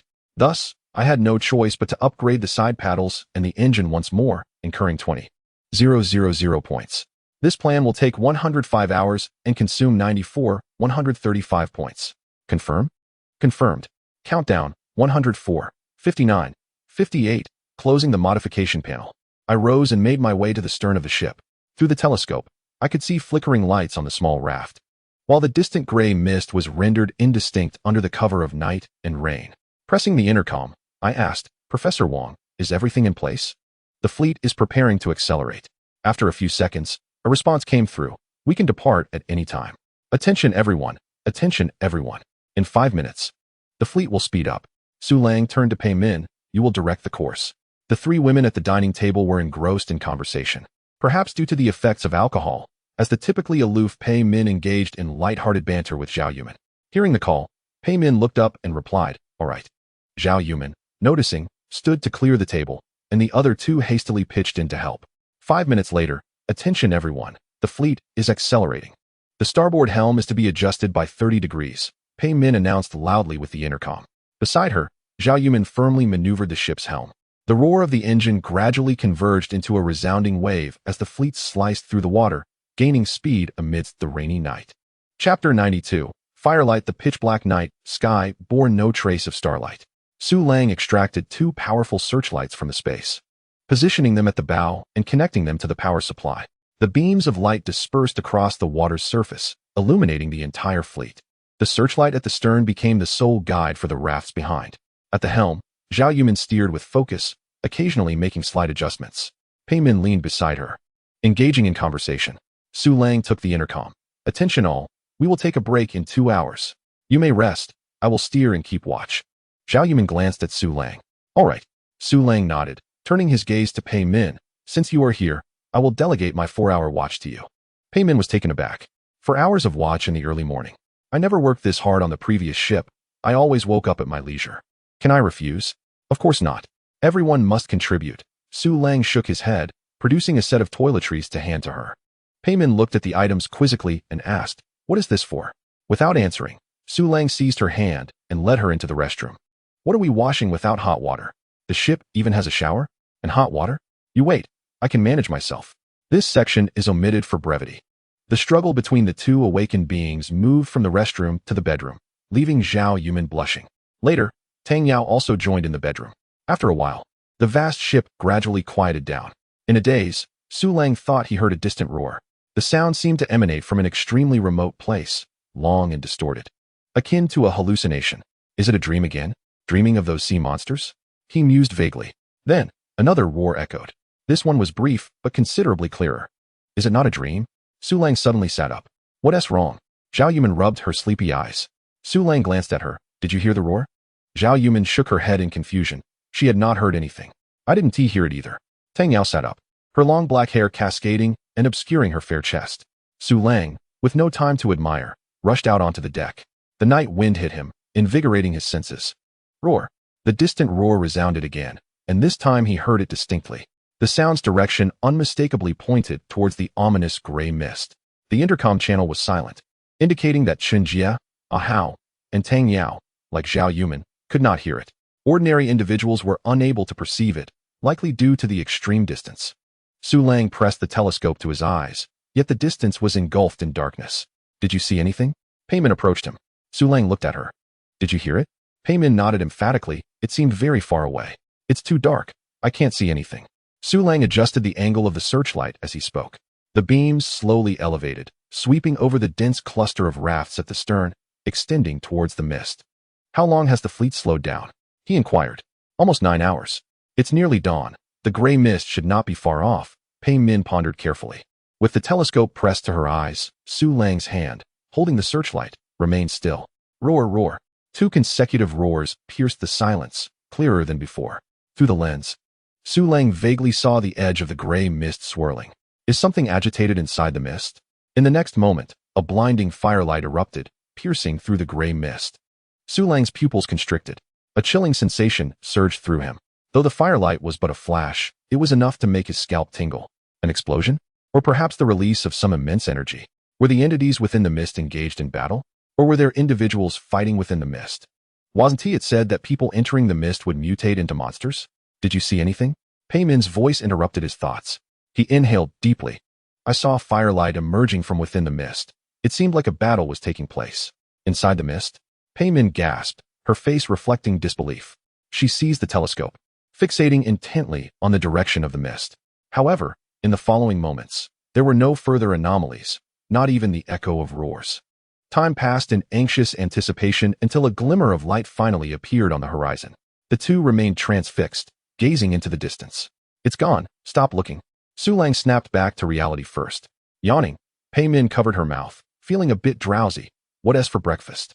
There's everything in the fridge. You can make something, Su Lang replied while retrieving the intercom. Anyone in need of supplies, feel free to come over. All right, Brother Lang. Ahao's response was almost instantaneous, brimming with energy. When Pei Min opened the fridge, she was stunned. The fridge was brimming with fresh ingredients. She almost thought she was seeing things. Closing the door and opening it again confirmed her sight. Milk, eggs, ordinary breakfast items she had nearly forgotten the taste of, and the steak was a grade 9. Having prepared for last night's hot pot, she quickly reacted, happily taking out the steak and eggs to prepare breakfast. The rumbling sound drew nearer, and Ahao's boat arrived first. Brother Lang, Su Lang approached the bow, pointing to the newly installed metal arm. Ahao, drag the net over here. He pressed the button, and a large net measuring 4 square meters slowly descended. Wow, Brother Lang, you managed to create such an impressive device overnight. Ahao exclaimed. Subsequently, 2 small boats coordinated to haul the waste onto the large net, which ascended slowly under the traction of an electric hoist. What shall we exchange? Su Lang pulled the waste onto the deck, momentarily obscuring his view before recycling it. Acquired scavenging points. 3,612. Let's trade for salt. Brother Lang.